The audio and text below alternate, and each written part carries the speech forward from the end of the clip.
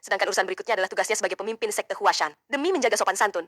Meskipun tahu benar bahwa tidak akan ada kata-kata baik keluar dari mulut si Masyang, dia tetap hanya bisa diam mendengarkan amukan pihak lain. Pemimpin sekte, ingat baik-baik, hanya mengandalkan pertandingan antara murid generasi kedua dan ketiga, sama sekali tidak mungkin mengubah apapun. Sekte Zhongnan kami. Baru sampai di situ, suara lantang Qingming kembali terdengar. Kenapa Anda masih saja tidak sopan begitu? Kakak senior Zhao Jie, kita baru menang beberapa pertandingan saja. Namun, sejujurnya, Xiao Jie memang terus terang. 2 kali dijadikan alat oleh orang lain. Dia tetap sama sekali tidak menyadarinya. Dengan otak seperti itu, entah kenapa bakat bela dirinya justru sangat tinggi. Namun Qingming saat ini tidak memedulikan itu. Masih di sudut yang sama, tepat di tempat yang sama, Xiao Jie kembali dibuat berguling-guling di tanah karena kesakitan. Dia bilang, sebagai kakak seperguruan, kamu adalah orang yang lebih tua. Bagaimana bisa kehilangan tata krama? Itu sangat tidak sopan. Namun kata-kata itu hanya membuat si masih tua semakin murka. Bagaimana mungkin si masih tua tidak memahami maksudnya? Qingming sama sekali mengabaikan tatapan marahnya. Pada saat yang sama, para murid generasi ketiga juga memberi hormat kepada pemimpin sekte Xuanzong dengan mengepalkan tangan. Dalam sekejap, pikirannya mencapai puncaknya. Tiba-tiba, sebuah pikiran yang sangat mengerikan tumbuh di dalam hatinya. Namun yang terdengar hanyalah suara ejekan ringan dari sang pemuda. Apakah Anda yakin bisa membunuh dengan satu serangan? Qingming kemudian berbalik. Sorot matanya seakan mampu menembus segalanya. Tetapi wajahnya tetap tenang tanpa menunjukkan apapun. Lain kali saya akan memberi hormat kepada Anda terlebih dahulu. Begitu kata-kata itu selesai, si masih tua tiba-tiba mengeluarkan raungan penuh amarah yang tak jelas alasannya. Lalu melangkah pergi dengan langkah besar. Bahkan murid-murid sektenya sendiri pun sudah malas dia lihat lagi. Kalau orang tua seperti itu, tidak heran sebagian besar murid Zhongnan menjadi begitu sombong. Saat itu, panggilan pelan Xuanzong menarik kembali perhatian Qingming. Namun yang sama sekali tidak disangkanya adalah saat mendengar ucapan pemimpin sekte, kerja kerasmu hari ini. Dia seakan melihat bayangan kakak seperguruannya. Qingming menundukkan kepala. Benar saja. Aku masih ingin mendengar pujian darimu, meski hanya satu kalimat. Dalam ruang dan waktu yang saling bertumpuk, jawaban Qingming kepada Xuanzong juga seakan merupakan jawaban kepada kakak seperguruannya. Anda terlalu sungkan. Namun tiba-tiba, suara keramaian dari samping semakin mendekat. Para tokoh terhormat dan kaum bangsawan yang diundang Tuan Huang ramai. Ramai mengatakan ingin berbicara dengan pemimpin sekte. Semua orang mengatakan ada kerjasama bisnis yang ingin mereka lakukan dengan Huashan. Perkataan itu membuat si tua dan si muda secara bersamaan memandang orang yang paling cocok menangani urusan ini. Terlihat pemimpin pavilion keuangan sampai matanya berbinar seolah dipenuhi emas. Urusan seperti ini, serahkan saja kepada saya. Mari, mari. Waktu kita masih banyak, datang ke tempat saya, kita bicarakan pelan-pelan. Melihat itu, Xuanzong tidak berkata apa-apa lagi. Dia menyatakan bahwa dirinya juga harus kembali. Para murid mengantar kepergian pemimpin sekte. Tak lama kemudian, seseorang datang lagi. Dia mengatakan ingin menemui Qingming. Meskipun nanti dia akan dianggap sebagai pengkhianat oleh para murid. Dia tetap merasa harus datang untuk mengucapkan terima kasih atas bimbingan Qingming. Kini dia akhirnya mengerti arti dari kalimat yang pernah diucapkan Qingming dahulu. Qingming memandang Li Songbai yang datang menyampaikan niat baik kepadanya. Setelah terdiam sesaat, dia mengingatkan. Jalan yang kamu pilih mungkin akan sangat sulit. Meski begitu, apakah kamu tetap akan menjalaninya? Li Songbai tersenyum tenang. Dia juga memahami apa yang akan dihadapinya di masa depan. Tetapi jalan ini bukanlah jalan yang ingin kutempuh. Ini adalah jalan yang harus kutempuh. Bukankah itulah tujuan Daozang kecil berkali-kali membimbingku? Setelah Li Songbai pergi dengan langkah terpincang-pincang sambil memberi salam, Qingming tahu orang itu akan menjalani sebuah pertarungan yang sunyi. Setelah pertempuran ini, para murid Zhongnan kemungkinan besar akan semakin tenggelam dalam keterikatan mereka. Sendirian, jika ingin menjaga warisan Dao mereka yang sebenarnya, tentu akan dipenuhi kesulitan. Namun bagaimanapun juga, jika dia berhasil, mungkin dia akan menjadi harapan bagi sekte Zhongnan. Namun baru saja beberapa saat berlalu, Li Song tiba-tiba kembali mencarinya. Dia mengatakan bahwa pemimpin sekte ingin berbicara dengannya secara pribadi. Benar juga. Setelah membuat keributan sebesar ini, jika dibiarkan lolos begitu saja, justru terasa tidak wajar. Sepanjang perjalanan, Qingming terus memikirkan alasan untuk mengelak. Mengatakan, sebenarnya aku adalah guru leluhurmu. Jelas tidak mungkin. Tetapi kisah tentang keberuntungan di dunia persilatan juga terasa terlalu berlebihan. Tanpa disadari, pemuda itu telah tiba di aula pertemuan. Pemimpin pavilion keuangan begitu senang melihatnya. Bagaimanapun juga, dia benar-benar belum pernah melihat seseorang yang setelah pertandingan bela diri justru membawa begitu banyak orang datang bekerja sama dengan Huashan. Sementara itu, Xuanzang juga sedang sangat gembira. Dia berkata, luka di wajahmu memang kecil, tetapi kalau sampai bernanah, akan merepotkan. Aku akan segera memanggil kepala balai pengobatan untuk mengobatimu sendiri. Melihat keduanya seperti itu, pemimpin sekte hanya bisa tersenyum tak berdaya. Dia perlahan berdiri. Qingming, bisakah ikut denganku sebentar? Begitu mendengar itu, Qingming seolah memperoleh pengampunan besar dan segera mengikutinya. Namun sepanjang perjalanan, keduanya tidak berbicara sepatah kata pun. Tanpa terasa, mereka telah berjalan menuju bagian terdalam Gunung We. Qingming dengan tajam menyadari bahwa punggung pemimpin sekte sekarang jauh lebih tegap dibandingkan saat berada di gua rahasia dahulu. Begitulah. Mereka tiba di puncak tertinggi Gunung Wa. Cahaya matahari senja menyinari bayangan mereka berdua. Xuanzong melirik Qingming. Ilmu pedangmu membuat bunga pelam bermekarat. Qingming langsung terkejut, dia hampir lupa tentang hal itu. Namun bagaimanapun juga, selama jawabannya tidak nyambung, seharusnya tidak akan ada masalah. Akan tetapi, kali ini Qingming terlalu banyak berpikir. Pemimpin sekte dengan tulus membungkukkan badan kepadanya. Aku sekarang mengucapkan terima kasih kepadamu sebagai Xuanzong. Kau telah membantuku mewujudkan harapan terbesar dalam hidupku. Akan tetapi, identitasku sebagai pemimpin sekte Huashan jauh lebih penting daripada diriku sendiri sebagai Xuanzong. Karena itu, setidaknya ada satu hal yang harus kutanyakan dengan jelas. Bagaimana kau bisa membuat bunga plum bermekaran dengan 7 jalur pedang? Saat itu, Qingming tampaknya akhirnya memahami pikiran pemimpin sekte itu. Lalu dia berkata kepada Xuanzong, hal ini sebenarnya tidak memiliki metode khusus. Ketika 7 jalur pedang telah dilatih hingga tingkat tertentu. Pada suatu saat nanti, bunga plum akan bermekaran dengan sendirinya secara alami. Meskipun murid ini juga tidak terlalu mengerti alasannya. Tetapi kurasa semua ilmu pedang Huashan pada akhirnya seharusnya bisa mencapai hal itu. Barulah Xuanzong menghela napas lega. Benar, itu memang ilmu pedang Huashan. Dia hanya berjalan sedikit lebih dahulu dibandingkan orang lain. Mungkin suatu hari nanti, semua murid Huashan juga akan mampu membuat bunga plum bermekaran. Huashan pada saat itu. Saat dia sedang memikirkannya, Qingming tiba-tiba berkata, hanya saja,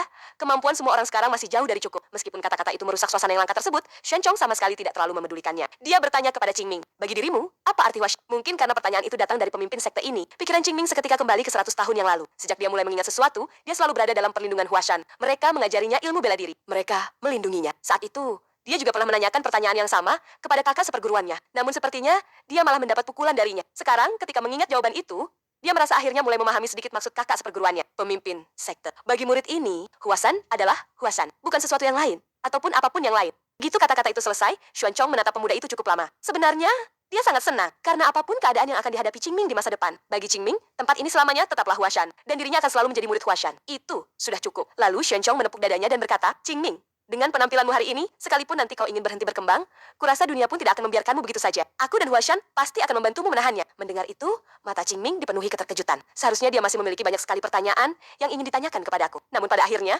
yang dia katakan justru ingin melindungiku. Xuanchong, meskipun dia tidak memiliki pencapaian maupun nama besar, dari lubuk hatiku, aku tetap menghormatinya. Karena itu, pemimpin sekte, Anda seharusnya tidak melindungi saya, sekalipun demi Huashan, kita juga harus melangkah maju bersama. Malam itu, Balai Bai Mei, hari itu tampak jauh lebih ramai daripada biasanya. Anak-anak masih membicarakan kembali pertarungan melawan Zhongnan. Terutama anak-anak yang berhasil mengalahkan murid Zhongnan dengan tangan mereka sendiri, mereka menjadi sangat bersemangat. Namun, di dalam kepala Xiao Che, yang terus terbayang hanyalah 7 jalur pedang milik Qingming. Yin Zhong juga memiliki perasaan yang sama, seolah-olah seluruh dirinya tersedot ke dalamnya. Dia tidak tahu bagaimana harus mengungkapkannya. Andai, ilmu pedang yang bagaikan mimpi itu. Aku juga bisa menggunakannya. Kedua anak itu masih belum menyadari. Sampai saat ini, mereka belum pernah membayangkan sejauh apa mereka dapat mencapai puncak. Selama ini tujuan mereka hanya satu, menjadi lebih kuat. Namun setelah melihat ilmu pedang yang diperlihatkan Qingming, di dalam hati mereka telah tumbuh keinginan yang sangat kuat. Mereka berharap bisa menggunakan ilmu pedang itu dengan tangan mereka sendiri. Tidak, sebagai murid Huashan, bagaimana mungkin tidak bisa menggunakan ilmu pedang Huashan? Xiao Jie langsung mengangguk. Benar. Benar, kalau dipikir-pikir baik-baik. Tiba-tiba, pintu didobrak terbuka dengan sebuah tendangan keras. Saat mereka melihat ke arah sana, barulah mereka menyadari bahwa si iblis Qingming telah kembali. Dia berkata, kalian bertanding sampai seperti itu? Masih punya muka untuk mengobrol santai di sini? Kenapa? Menang satu pertandingan lalu hidup kalian sudah selesai? Atau kalian merasa sudah cukup hidup? Kakak-kakak, seperguruan. Kalian mengalahkan anak-anak yang umurnya 5 atau 6 tahun lebih muda dari kalian?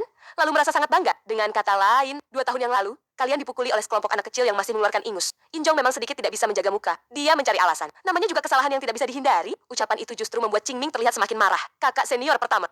Kalau di medan perang Anda terkena satu sabetan lalu tumbang, apakah Anda juga masih bisa tersenyum dan mengatakan, itu hanya sebuah kesalahan? Kalian berlatih dengan pikiran seperti itu. Lalu berkata, apakah nanti kami juga bisa menggunakan ilmu pedang seperti itu? Dengarkan baik-baik. Ini baru satu kemenangan. Kedepannya masih akan ada tak terhitung banyaknya pertarungan. Jika dibandingkan dengan seluruh hidup kalian, hal seperti ini sama sekali bukan apa-apa. Mengerti? Injong segera menyesuaikan pikirannya. Dia memanfaatkan kesempatan itu untuk mengajukan pertanyaan yang paling ingin diketahuinya. Apakah jika mereka berlatih sesuai permintaan Qingming, suatu hari nanti mereka benar-benar akan dapat menggunakan ilmu pedang itu? Namun yang mereka dapatkan justru adalah sifat asli si iblis Qingming. Masalah ini sama sekali tidak ada hubungannya dengan apakah kalian masing-masing ingin menggunakan ilmu pedang itu atau tidak, kecuali kalian ingin mati. Kalau tidak, kalian semua harus melakukannya. Masih bengong untuk apa? Sekarang juga, pergi berlatih. Detik berikutnya, Balai Bai Mei yang semula ramai hanya menyisakan Qingming seorang diri. Meskipun murid generasi ketiga memang merupakan murid dengan perkembangan tercepat yang pernah dilihatnya. Tetapi jika sekarang mereka sudah mulai terlena, maka tiba-tiba Qingming menyadari ada sedikit gerakan di luar. Baru setelah semua murid generasi ketiga pergi, orang itu muncul. Orang yang datang adalah paman guru Bai Tian, yang seharusnya masih terbaring di ranjang karena luka. Dia menarik Qingming ke belakang gunung, seolah ingin mengatakan sesuatu, tetapi terus ragu-ragu. Melihat ekspresi wajahnya yang canggung, Bai Tian menghela napas panjang. Dia berkata, pertarunganmu melawan Qin Jinlong benar-benar merupakan kemenangan yang mutlak. Paman-paman gurumu semua sangat terkejut. Tetapi setelah semua orang tenang, hati mereka tetap dipenuhi berbagai macam perasaan. Karena itu, aku ingin menjadi lebih kuat. Meskipun sebagai paman guru mengucapkan kata-kata seperti ini terasa sangat memalukan, aku tahu inilah cara terbaik. Meskipun aku tidak ingin mengakuinya, tetapi sangat jelas. Kalau terus begini, besar kemungkinan kami akan dilampaui oleh murid generasi ketiga. Jadi, kau ingin mengesampingkan harga dirimu dan memintaku membimbing murid generasi kedua, termasuk dirimu? Qingming langsung bertanya. Tapi kenapa aku harus mengajari kalian? Coba pikirkan. Apa yang tidak bisa kudapatkan dari murid generasi kedua?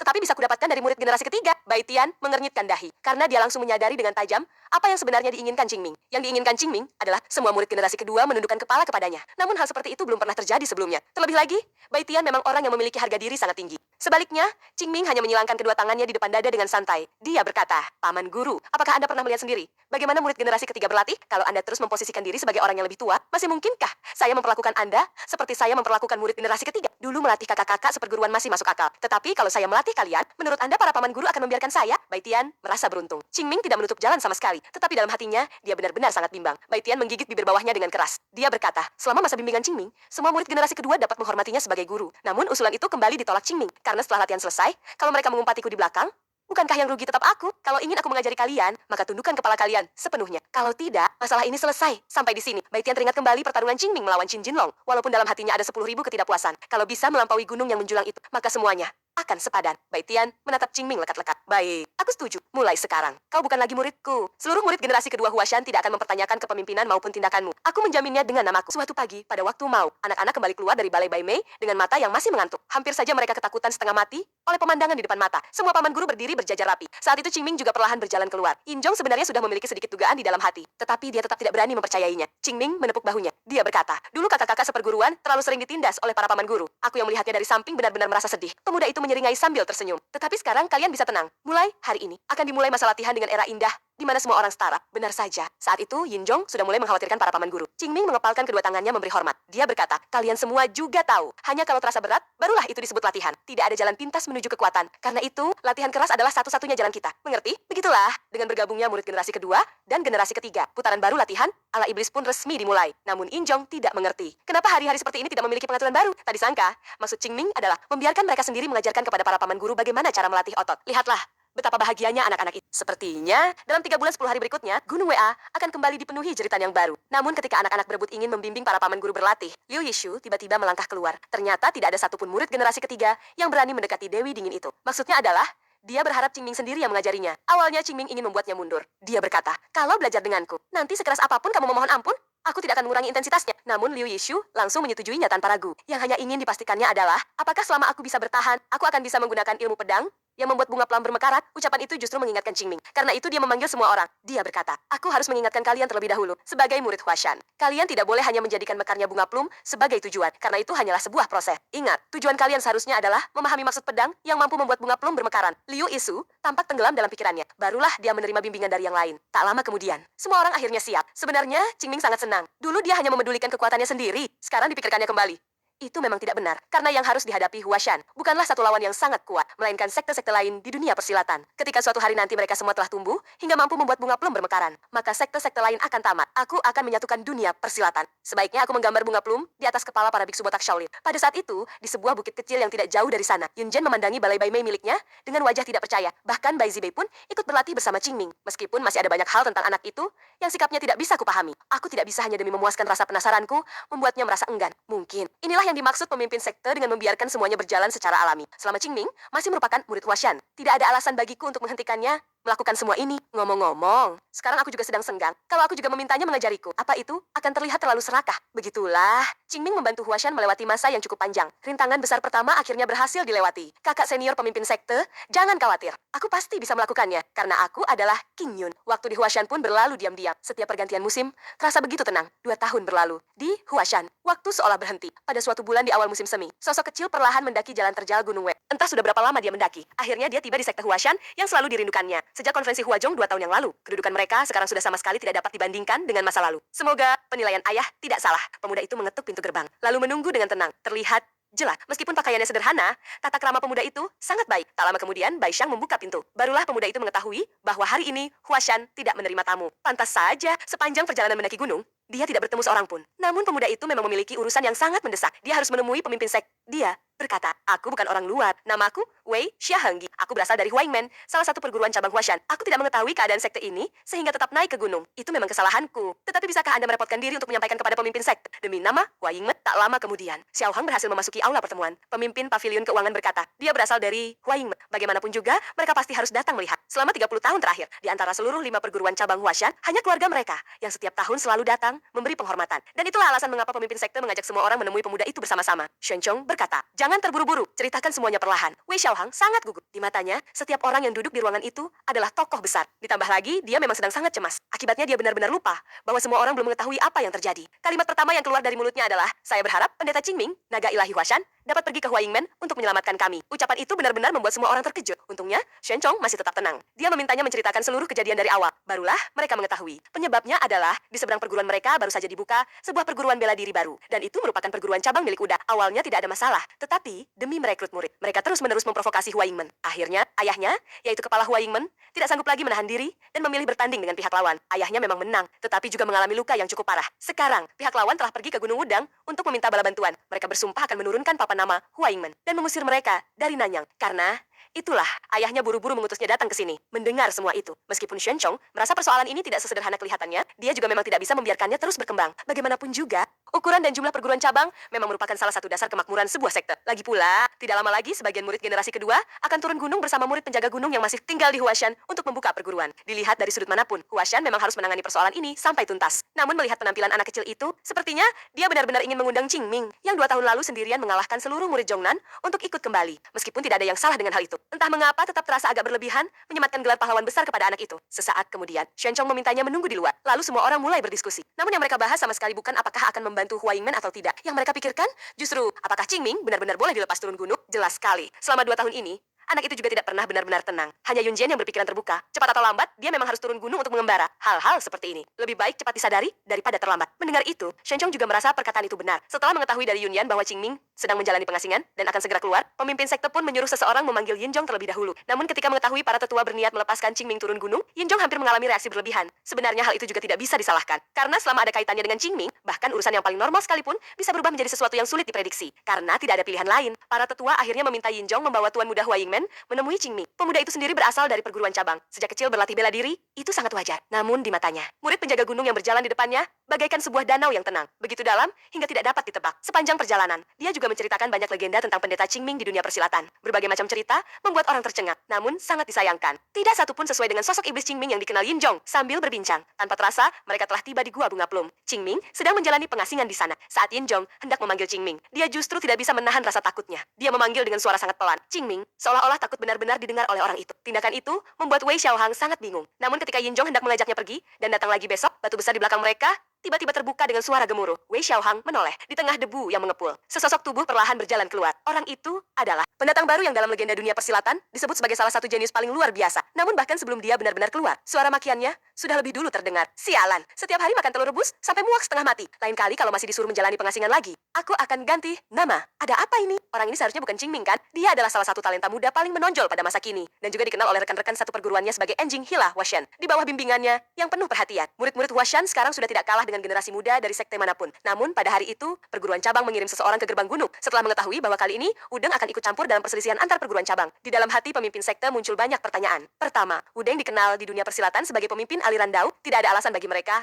untuk merendahkan diri melakukan hal seperti ini. Kedua, Nanyang hanyalah daerah kecil yang tidak makmur, tetapi mereka justru bersikeras mendominasi tempat itu dan menyingkirkan pihak lain. Hal ini mau tidak mau membuat orang berpikir bahwa target mereka sebenarnya adalah Qingming. Bagaimanapun juga, setelah pertarungan melawan Zhongnan 2 tahun yang lalu, nama Qingming sudah tersebar di seluruh dunia persilatan secara berlebihan. Makna yang tersembunyi di balik semua itu adalah orang itu tidak kalah dengan generasi muda dari sekte manapun. Hal ini mau tidak mau membuat orang berpikir bahwa mereka datang dengan tujuan mengincar Qingming. Bagaimanapun juga, setelah pertarungan melawan Zhongnan 2 tahun yang lalu, nama Qingming telah dibesar-besarkan oleh seluruh dunia persilatan. Yun Jian menghibur pemimpin sekte. Julukan Qingming di Huashan adalah anjing gila. Meskipun terdengar agak berlebihan, tetapi anak-anak telah begitu banyak menderita selama 2 tahun terakhir. Dengan kekuatan mereka sekarang, sekalipun ada orang yang sengaja menargetkan mereka, kurasa pihak lawan juga tidak akan mendapat keuntungan. Satu-satunya yang perlu kita khawatirkan adalah apakah anak itu akan bertindak terlalu ganas setelah turun gunung. Kita harus menyiapkan orang yang tepat untuk segera menghentikannya bila perlu. Karena itu, mengenai anak-anak yang akan bepergian bersama Qingming, aku sudah memiliki beberapa kandidat. Di sisi lain, Yin Zhong dengan enggan memanggil Qingming yang sedang menjalani pengasingan. Dia mengatakan bahwa pemimpin sekte ingin menemuinya. Qingming melirik ke arah Wei Xiaoxing. Jadi, dia adalah tuan muda Hua Yingmen,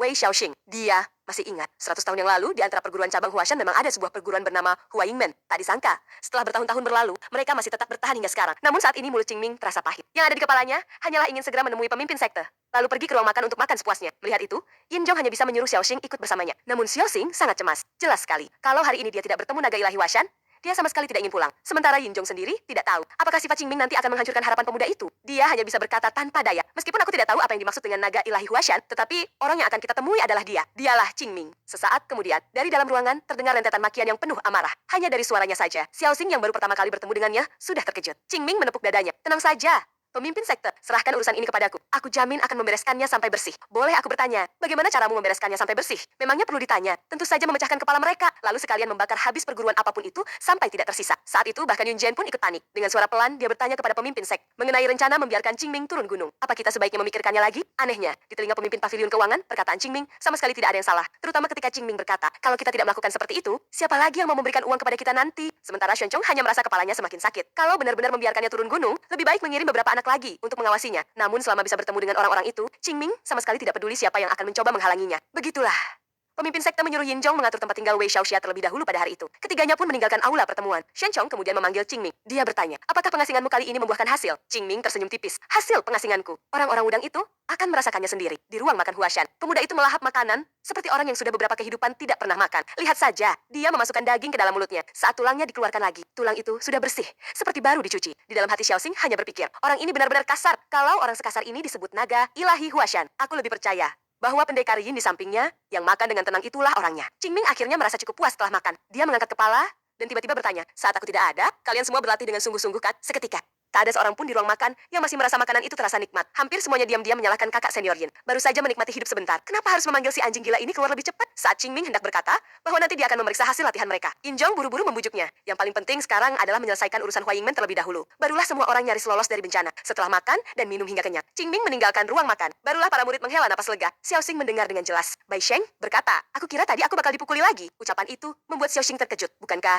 dia yang paling muda? Kalau begitu kenapa bahkan para paman guru juga harus melihat ekspresinya? Yin Zhong juga masih merasa ketakutan. Tetapi dia sama sekali tidak ingin mengingat hal-hal seperti itu lagi. Dia hanya berkata, Xiao Xiaowei, sebaiknya Anda tidak usah mencoba memahaminya. Bagaimanapun juga, meskipun nanti Anda tidak ingin tahu, pada akhirnya, Anda tetap akan mengerti. Keesokan paginya, Xiaoxing sudah membawa barang bawaannya dan menunggu di depan kediaman pemimpin sekte sejak pagi. Melihat wajahnya yang begitu cemas, Yin Zhong tidak lupa menghiburnya. Tenang saja, semua orang tidak akan terlambat. Terdengar langkah kaki yang pelan. Xiao Jie menjadi orang pertama yang menyadarinya. Sepertinya paman guru Bai Tian juga sudah datang. Mendengar nama itu, Xiaoxing segera menoleh. Dia telah mendengar banyak kisah tentang Bai Tian, pedang Huajeng dengan seorang diri. Dia pernah turun gunung dan memusnahkan puluhan sarang bandit. Melihat sosoknya yang penuh wibawa, kekaguman seorang pemuda langsung tampak jelas di wajah Xiaoxing. Yin Zhong tersenyum. Paman guru Bai Tian, apakah tadi malam tidur Anda nyenyak? Namun jelas sekali, Bai Tian sama sekali tidak tidur nyenyak. Qingming keluar dari pengasingan saja sudah cukup membuat pusing. Sekarang aku masih harus turun gunung bersamanya. Sebenarnya dosa apa yang sudah kulakukan? Setelah mengeluh, barulah dia menyadari, ada seorang anak yang belum pernah dilihat sebelumnya, berdiri di sampingnya. Xiaoxing sendiri masih belum bisa menyesuaikan diri dengan perubahan suasana barusan. Dia buru-buru memperkenalkan dirinya, namun aura dingin dari belakang kembali membuatnya terkejut. Dia menoleh. Barulah dia melihat Ming Enzi, dan dia terlalu cantik seumur hidupnya. Dia belum pernah melihat orang secantik itu, namun dia segera tersadar kembali. Meskipun sekarang murid Huashan tidak banyak, setiap orang memiliki aura yang sangat kuat, dan yang paling istimewa di antara mereka tetaplah murid generasi ketiga itu, Qingming. Ketiga orang itu tanpa sadar memiliki perasaan yang sama. Sejujurnya, mereka sangat berharap orang itu terlambat datang berkumpul. Namun Qingming sendiri juga merasa heran. Bukan hanya paman guru yang ikut, bahkan bibi guru juga ikut. Tepat saat itu, pemimpin sekte membuka pintu. Setelah semua murid memberi hormat, Xuan Chong berkata dengan sungguh-sungguh, Xiao Wei, anak-anak ini semuanya adalah orang yang dapat dipercaya. Kupikir mereka pasti dapat membantu perguruan Anda. Bai Tian, kau harus menjaga mereka baik-baik. Yikshu, Yin Zhong, dan Zhao Ji. Kalian bertiga juga harus membantu Bai Tian dengan baik. Setelah mengatakan semua itu, dia menoleh kepada Qingming. Terutama kau, Qingming. Ingat, jangan membuat masalah. Apa? Kenapa pesanku berbeda dengan mereka semua? Namun Xuan Chong tidak memedulikan keluhan Qingming. Dia berkata, pergilah, beritahukan kepada dunia bahwa Huashan masih berdiri. 2 tahun telah berlalu. Sudah waktunya dunia melihat wajah baru Huashan yang telah terlahir kembali. 2 tahun yang lalu, kita masih mengkhawatirkan dan para murid akan dipermalukan oleh Zhongnan. Sekalipun kesempatan untuk mengulang 10.000 kali pun, aku tidak akan pernah menyangka bahwa secepat ini, aku justru harus mengkhawatirkan. Apakah mereka akan bertindak terlalu kejam terhadap perguruan lain? Meskipun tahu perjalanan mereka ke Nanyang kali ini, pasti tidak sesederhana kelihatannya. Namun kurasa kemampuan anak-anak itu seharusnya tidak akan menjadi masalah. Beberapa saat kemudian, rombongan telah tiba di Kabupaten Huaing. Jaraknya memang tidak terlalu jauh, namun jika berjalan kaki, mereka pasti tidak akan mampu mengejar kecepatan rombongan Wudang. Lagi pula, kondisi fisik Wei Xiaoxing juga tidak mungkin sanggup berlari bersama mereka sepanjang perjalanan. Ketika semua sedang kebingungan, Qingming tiba-tiba berdiri. Dengan santai, dia mengeluarkan beberapa untayan uang perak dari sakunya. Begitulah, mereka berhasil menyewa sebuah kereta yang ditarik 2 ekor kuda. Qingming juga tidak lupa membeli beberapa kendi arak. Hal itu membuat Xiaoxing semakin merasa aneh. Bai Tian tahu bahwa itu adalah hak istimewa anak itu. Dia hanya bisa menjelaskan, Huashan tidak memiliki larangan minum arak saat berada di luar. Xiao Xiaowei, lebih baik ceritakan kepada kami keseluruhan kejadian. Juga, Hua Yingmen sebenarnya merupakan perguruan seperti apa? Mendengar itu, Xiaoxing menundukkan kepala. Hua Yingmen kami sebenarnya tidak memiliki sesuatu yang istimewa. Hanya saja, ayah selalu bangga menjadi murid Huashan. 2 tahun yang lalu, setelah ayah mendengar tentang konferensi Huazong, beliau sangat gembira. Beliau berkata, Huashan akan kembali membentangkan sayapnya seperti kunpeng. Lalu beliau menarikku menemaninya menghabiskan 2 kendi arak simpanan yang telah disimpan selama bertahun-tahun. Kalau berbicara secara tepat, yang menjadi murid perguruan cabang Huashan sebenarnya adalah kakek buyutku. Namun ayah selalu mengingat identitas itu di dalam hatinya. Dan ayah juga cukup beruntung. Perguruan kami selama ini berjalan cukup baik. Karena itu, keluarga kami tidak pernah sampai kelaparan. Mendengar itu, wajah Bai Tian menjadi serius. Dia tahu, saat Huashan berada di masa paling terpuruk, hanya Hua Yingmen yang tetap secara terbuka menyebut diri sebagai perguruan cabang Huashan. Hanya berdasarkan hal itu saja, Hua Yingmen sudah merupakan sebuah perguruan yang luar biasa. Mendengar percakapan mereka, Qingming akhirnya mengerti. Demi mempertahankan identitas sebagai perguruan cabang Huashan, mereka pasti telah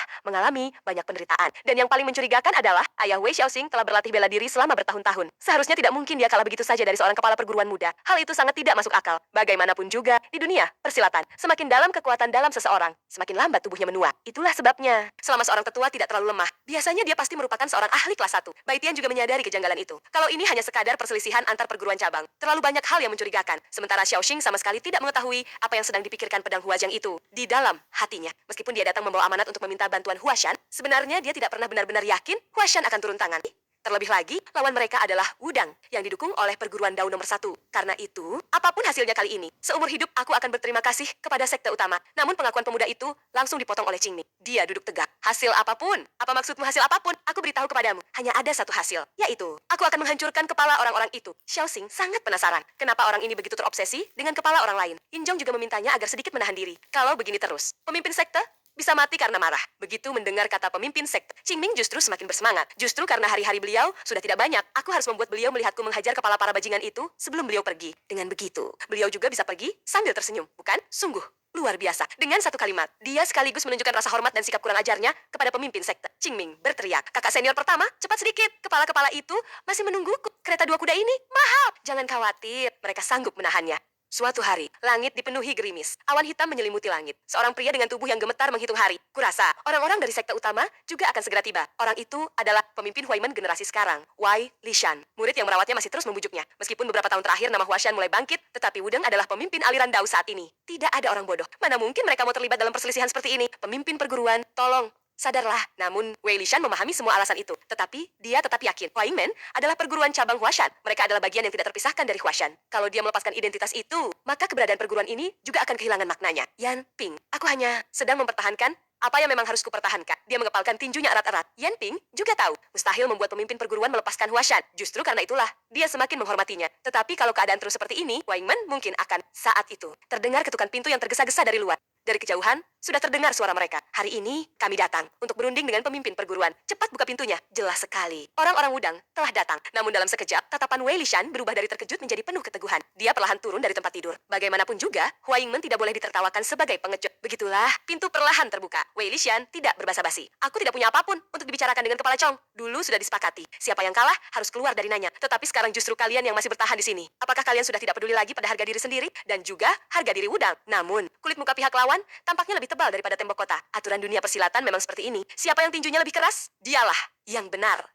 Perguruan Chong sekarang mendapat dukungan murid Wudang. Karena itu, kami meminta kalian meninggalkan Nanyang hari ini juga. Itu sangat masuk akal. Namun, sikap Wei Lishan tetap sangat tegas. Hal itu membuat Kepala Chong mulai memendam niat membunuh. Kilat menyambar di langit. Suara guntur bergemuruh, seakan menggambarkan suasana tegang di antara kedua pihak. Pada saat itu, seorang pria perlahan melangkah keluar. Dia berkata ingin berbicara langsung dengan Wei Lishan. Namun, kemunculannya langsung membuat tubuh Wei Lishan bergetar. Ikat kepala Dao, jubah Dao berwarna hitam, dan sulaman di dada. Semuanya menunjukkan identitas pihak lawan. Dia adalah murid resmi Wudang. Pertemuan pertama, aku, Zhan Xuan, murid generasi kedua, Wudang. Mendengar itu, bulu kuduk Wei Lishan langsung berdiri. Zhan Xuan, itu adalah murid muda nomor 1 Wudang. Bahkan menyebutnya sebagai nomor 1 generasi muda dunia persilatan pun tidak berlebihan. Yang tidak dipahaminya adalah, mengapa tempat sekecil Nanyang sampai mengirim tokoh seperti ini untuk memperebutkannya sebelum dia sempat memikirkan jawabannya. Zhan Xuan sudah berbicara. Nanyang hanya sebesar ini. Kalau ada 2 perguruan bela diri, perselisihan pasti akan terus terjadi. Itu tidak menguntungkan bagi kedua belah pihak. Dan jelas, Huaingmen akan menderita kerugian yang lebih besar. Dia tersenyum tipis lalu melanjutkan. Kalau kalian bersedia pergi, Wudang juga bersedia memberikan sejumlah kompensasi. Ucapan itu, seolah-olah Huaingmen seharusnya berterima kasih kepada mereka.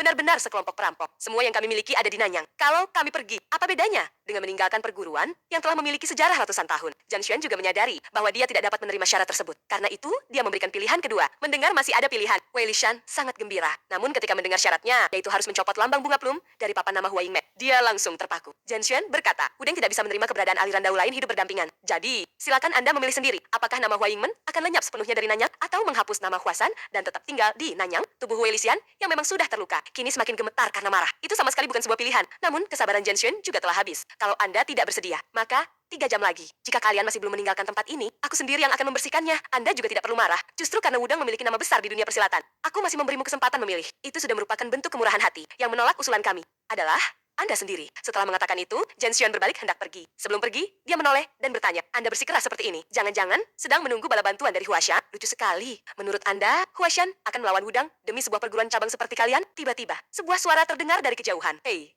Pendeta berhidung banteng. Omong kosong apa yang sedang kau katakan? Qingming perlahan berjalan ke tengah kerumunan. Dia mendorong para murid udeng yang menghalangi jalannya. Bahkan setelah sekian lama berkelana di dunia persilatan, mereka belum pernah melihat pemandangan seperti ini. Walaupun orang di hadapan mereka mungkin tidak mengenali identitas udang. Orang normal mana yang berani mendorong begitu banyak pendekar yang sedang membawa pedang? Yang lebih tidak disangka lagi, rombongan lain juga ikut mendorong mereka sambil berkata, "Minggir!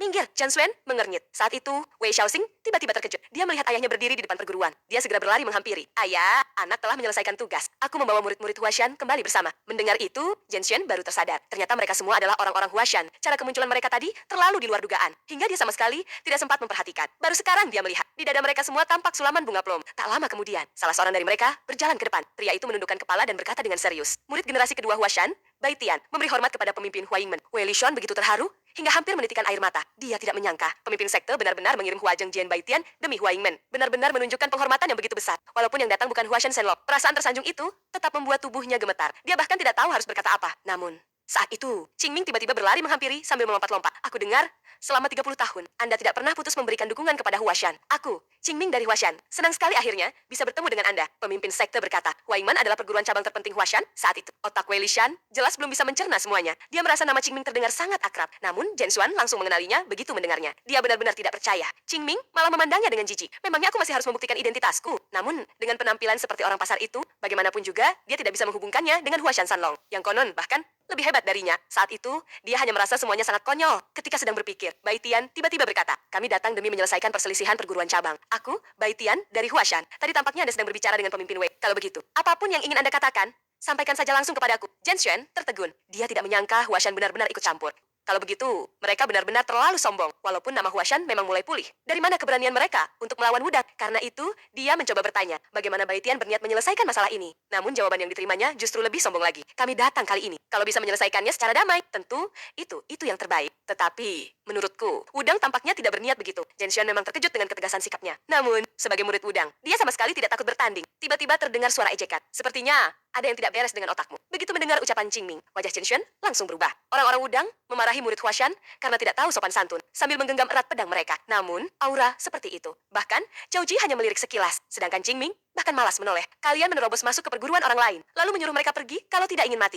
Orang seperti kalian masih berani menyebut-nyebut kesopanan. Kelihatannya, barang itu hanya berlaku untuk kalian sendiri." Namun Qingming tidak berniat langsung bergerak. Dia meniru ucapan Chen Xuan dengan gaya yang sama. "Datanglah 3 jam lagi. Nanti, aku akan bertanding dengan kalian. Tapi, sebaiknya kalian siap-siap. Kepala kalian dihancurkan." Mendengar itu, Chen Xuan sangat marah. Apakah aku boleh menganggap ini adalah sikap resmi Huasat? Bai Tian juga ikut tersenyum. Ucapan yang sudah keluar, mana mungkin ditarik kembali. Lagi pula, pendeta, sepertinya sejak awal Anda sudah mengambil keputusan. Mendengar itu, Chen Xuan justru menyarungkan kembali pedangnya. Dia memandang Qingming dengan dingin. "Besok, pada waktu yang sama, aku akan datang memenuhi keinginanmu. Tetapi, bagaimana nasib Hua Yingmen besok? Bukan lagi urusan kami." Sedangkan Qingming barusan mengatakan 3 jam. Sekarang, menjadi besok. Benar-benar sesuka hati lawan saja. Kalau begitu, kenapa tidak sekalian bilang saja bahwa kau takut dan ingin melarikan diri? Cara Qingming yang selalu menusuk titik paling sensitif. Yin Zhong dan Zhao Ji sangat memahaminya. Lihat saja, tangan Chen Xuan sampai gemetar karena marah. Namun di luar dugaan, Chen Xuan sama sekali tidak berniat menyerang saat itu juga. Dia memberi salam dengan mengepalkan tangan. "Besok pada jam yang sama, aku akan datang lagi." Setelah itu, dia langsung berbalik dan pergi. Bahkan Liu Yixu pun melirik mereka sekali. Hanya sekali, pemandangan itu. Bahkan membuat Wei Lishan kebingungan. Melihat Qingming yang tampak sama sekali tidak peduli. Dia akhirnya tidak mampu menahan diri lagi. Dengan suara tajam dia berkata, "Aku meminta kalian datang untuk menjadi penengah. Tetapi, bagaimana kalian malah bentrok langsung dengan Wudek?" Semakin dia berbicara, semakin emosinya memuncak. Api amarah langsung menyerang jantungnya. Dia pun pingsan di tempat. Di sisi lain, murid-murid Wudang bertanya kepada kakak senior mereka, mengapa tadi tidak langsung mematahkan beberapa tulang mereka? Namun Chen Xuan menggeleng. "Kalau tadi aku bergerak. Aku khawatir. Aku tidak akan mampu menahan diri dan membunuh orang bernama Qingming itu. Lagi pula, sebentar lagi mereka akan mengerti apa akibatnya menjadi musuh Hudat." Beberapa saat kemudian, Wei Lishan terbangun dari tempat tidurnya. Dia menoleh ke Yan Ping yang berjaga di sampingnya. Barulah dia sadar bahwa dirinya tadi memang pingsan. Sementara itu, Qingming dan yang lainnya sedang makan dan minum dengan lahap di rumahnya. Wei Xiaoxing benar-benar tidak tahu harus berkata apa. Sekarang, dia bahkan tidak bisa membedakan apakah keadaan saat ini baik atau buruk. Tak lama kemudian, Wei Lishan datang dengan napas terengah-engah. Dia sangat marah. "Sudah saat seperti ini, kenapa kalian masih sempat minum arak?" Bai Tian tidak tahu mengapa pemimpin Wei begitu marah. Dia segera meminta maaf. Sebaliknya, Qingming malah bertanya, "Pemimpin Wei, mau ikut minum satu cangkir?" Semakin melihat sikap mereka, semakin kecewa hati Wei Lishan. Beberapa saat kemudian, dia menghela napas panjang. Hua Yingmen memutuskan meninggalkan Nanyang. Wei Xiaoxing sangat tahu betapa berat keputusan itu bagi ayahnya. Namun Wei Lishan berkata, "Keadaan sudah seperti ini. Aku tidak punya jalan lain." Bagaimanapun juga, terima kasih. Kalian telah membantu kami memperoleh tambahan waktu 1 hari. Bai Tian sebenarnya ingin mengatakan sesuatu. Namun Wei Lishan melanjutkan. Bukannya aku tidak percaya kepada kalian, tetapi lawan kita adalah Hudeng. Kalaupun kali ini kita berhasil melewatinya, hal yang sama akan terus terjadi. Sampai akhirnya, mereka benar-benar mengusir kami dari Nanyang. Qingming meneguk beberapa teguk arak, baru kemudian bertanya, mungkinkah tindakan Wudeng kali ini yang begitu berlebihan? Karena ada harta langka di tempat ini. Namun jawabannya adalah tidak. Kalau memang ada harta seperti itu, tempat ini tidak mungkin bisa tenang selama ini. Namun justru itulah yang membuat Qingming semakin merasa aneh. Karena Udang yang dikenalnya sangat menjaga nama baik perguruan mereka. Kalau sampai bertindak sejauh ini, pasti ada sesuatu yang disembunyikan. Tetapi untuk saat ini, Qingming berkata, kami tidak akan pergi. Pemimpin sekte telah memberi perintah. Kami harus menyelesaikan urusan Hua Yingmen terlebih dahulu, baru kembali ke Huashan. Karena Huashan tidak akan melupakan jasa Hua Yingmen. Dan juga tidak akan pernah meninggalkan perguruan cabangnya. Dunia persilatan. Sebentar lagi akan memahami hal itu. Harus diakui, ucapan pemuda itu benar-benar menyentuh hati Wei Lishan. Saat Wei Lishan mulai merasa bahwa dirinya tadi terlalu gegabah, menganggap Qingming hanya seorang berandalan. Qingming tiba-tiba berkata dengan sangat serius, bolehkah tambah 1 kendi arak yang sebagus ini lagi? Baiklah. 1 orang lagi dibuat kepalanya pening olehnya. Pada saat yang sama, di perguruan Chou, murid-murid Udang bertanya kepada Zhen Xuan, mengapa mereka tidak mengirim orang untuk mengawasi Hua Yingmen. Namun Zhen Xuan hanya tersenyum. Bagaimanapun, Huashan baru saja mendapatkan kembali sedikit nama baik. Kalau mereka melarikan diri sekarang, nama mereka hanya akan kembali jatuh. Kurasa, orang itu juga tidak mungkin mau melepaskan julukan Huashan Shenlong. Kalau dahulu, mungkin aku masih akan mempertimbangkan seberapa kuat lawanku. Namun setelah melihatnya tadi, semua orang sudah paham. Dia hanyalah bocah tak tahu malu. Masih muda, tetapi sudah memikul nama besar. Mengikis sedikit kesombongannya. Juga merupakan tanggung jawab kami sebagai senior. Tetapi, jangan lupa, tujuan sebenarnya kita datang ke sini. Siapapun itu, masalah ini tidak boleh menjadi penghalang bagi perguruan kita. Kalau semuanya berjalan lancar, Wudang pasti akan menjadi perguruan nomor 1 di dunia. Bahkan melampaui Shaolin, benih pedang milik orang itu. Bagi Wudang, jauh lebih berharga daripada apapun di dunia ini. Sementara itu, semakin dekat, waktu Wudang datang menyerang. Kepala Qingming masih terasa pening. Tidak ada pilihan. Dia hanya bisa menutup hidungnya untuk menghilangkan bau arak dari tubuhnya. Lalu orang gila itu kembali berbaring dan terus menenggak arak. Dia tampak sangat menikmatinya. Melihat waktu, dia malah bertanya kepada Shishu, kenapa mereka belum datang juga? Mendengar itu, Bai Tian menghela napas. Dengarkan baik-baik. Kondisi kita sekarang berbeda dengan sebelumnya. Tujuan utama kita adalah memberitahu dunia bahwa Huashan telah kembali ke dunia persilatan. Karena itu, pertarungan hari ini bukan hanya pertarungan kita, melainkan pertarungan yang membawa nama Huashan dan juga Qingming. Karena kali ini kita tidak mungkin berdamai dengan Wudang. Kalau bertarung nanti, jangan menahan diri. Qingming tampak cukup terkejut mendengarnya. Tapi, bukankah pemimpin sekte berkata agar kita jangan membuat masalah? Bai Tian benar-benar tidak bisa berkata-kata. Situasi ini sejak awal memang ulah Qingming, sekarang dia malah berpura-pura polos. Saat itu, keributan di gerbang menarik perhatian mereka. Terlihat banyak murid yang entah mengapa justru meninggalkan Hua Yingmen pada saat seperti ini. Wei Lishan dan putranya juga datang menemui mereka. Ternyata, semalaman Wei Lishan tidak bisa tidur. Dia tahu betul, yang menantang Wudeng kali ini bukan Hua Yingmen, melainkan Huashan. Kalau sekarang mereka meninggalkan Nanya, Hua Yingmen masih memiliki kesempatan untuk selamat. Dengan begitu, hampir 100 murid, termasuk adik-adik seperguruan, semuanya bisa tetap hidup. Namun, keputusan seperti itu sangat berat baginya. Anakku, menurutmu, apa yang harus kita lakukan? Wei Xiaoxing memandang ayahnya. Dia memang tidak sepenuhnya memahami perasaan ayahnya. Tetapi, dia bisa melihat dengan jelas kesedihan ayahnya. Huashan adalah kebanggaan ayah. Tetapi, ayah juga kebanggaanku. Wei Xiaoxing mengangkat kepalanya. Ayah, masih perlu bertanya kepada aku? Ini adalah Hua Yingmen, perguruan cabang Huashan. Bagaimana mungkin kita hanya diam? Sementara, Huashan bertarung sendirian demi kita. Lagi pula, saat aku naik ke gunung kali ini, aku bertemu pemimpin sekte. Beliau tidak ragu sedikit pun. Langsung mengirim murid-murid untuk membantu kita. Mungkin cara mereka berbeda, tetapi keinginan mereka untuk membantu kita sungguh tulus. Jadi, meski hari ini aku harus mati, aku akan bertarung bersama mereka sampai akhir. Mendengar itu, Wei Lishan terdiam. Karena semua kata-kata itu, selama ini justru selalu dia sendiri yang mengucapkannya. Tetapi kini, keyakinannya sempat goyah karena krisis di depan mata. Ucapan Xiaoxing menyentuh hatinya. Pria paruh baya itu akhirnya menemukan kembali tekadnya. Wei Lishan berkata, Yan Ping, buka gerbang. Beritahu semua murid yang tidak ingin bertarung agar segera pulang. Kalau Hua Yingmen berhasil melewati krisis ini, mereka boleh kembali kapan saja. Aku akan menerima mereka tanpa syarat. Yan Ping khawatir. Kalau begitu, mungkin tidak akan ada seorang pun yang tersisa. Namun Wei Lishan tertawa lepas. Kalau di Hua Yingmen yang bersedia membawa nama Huashan melawan Wudang, hanya tinggal aku dan putraku saja. Itu sudah cukup. Yan Ping tidak tahu harus berkata apa. Dia memandang lama pemimpin perguruan dan tuan muda. Barulah dia berbalik melaksanakan perintah. Mungkin itulah tugas terakhirnya di Hua Yingmen. Wei Lishan merasa berat melepaskannya. Dia tidak bisa menahan diri untuk bertanya, kau juga akan pergi?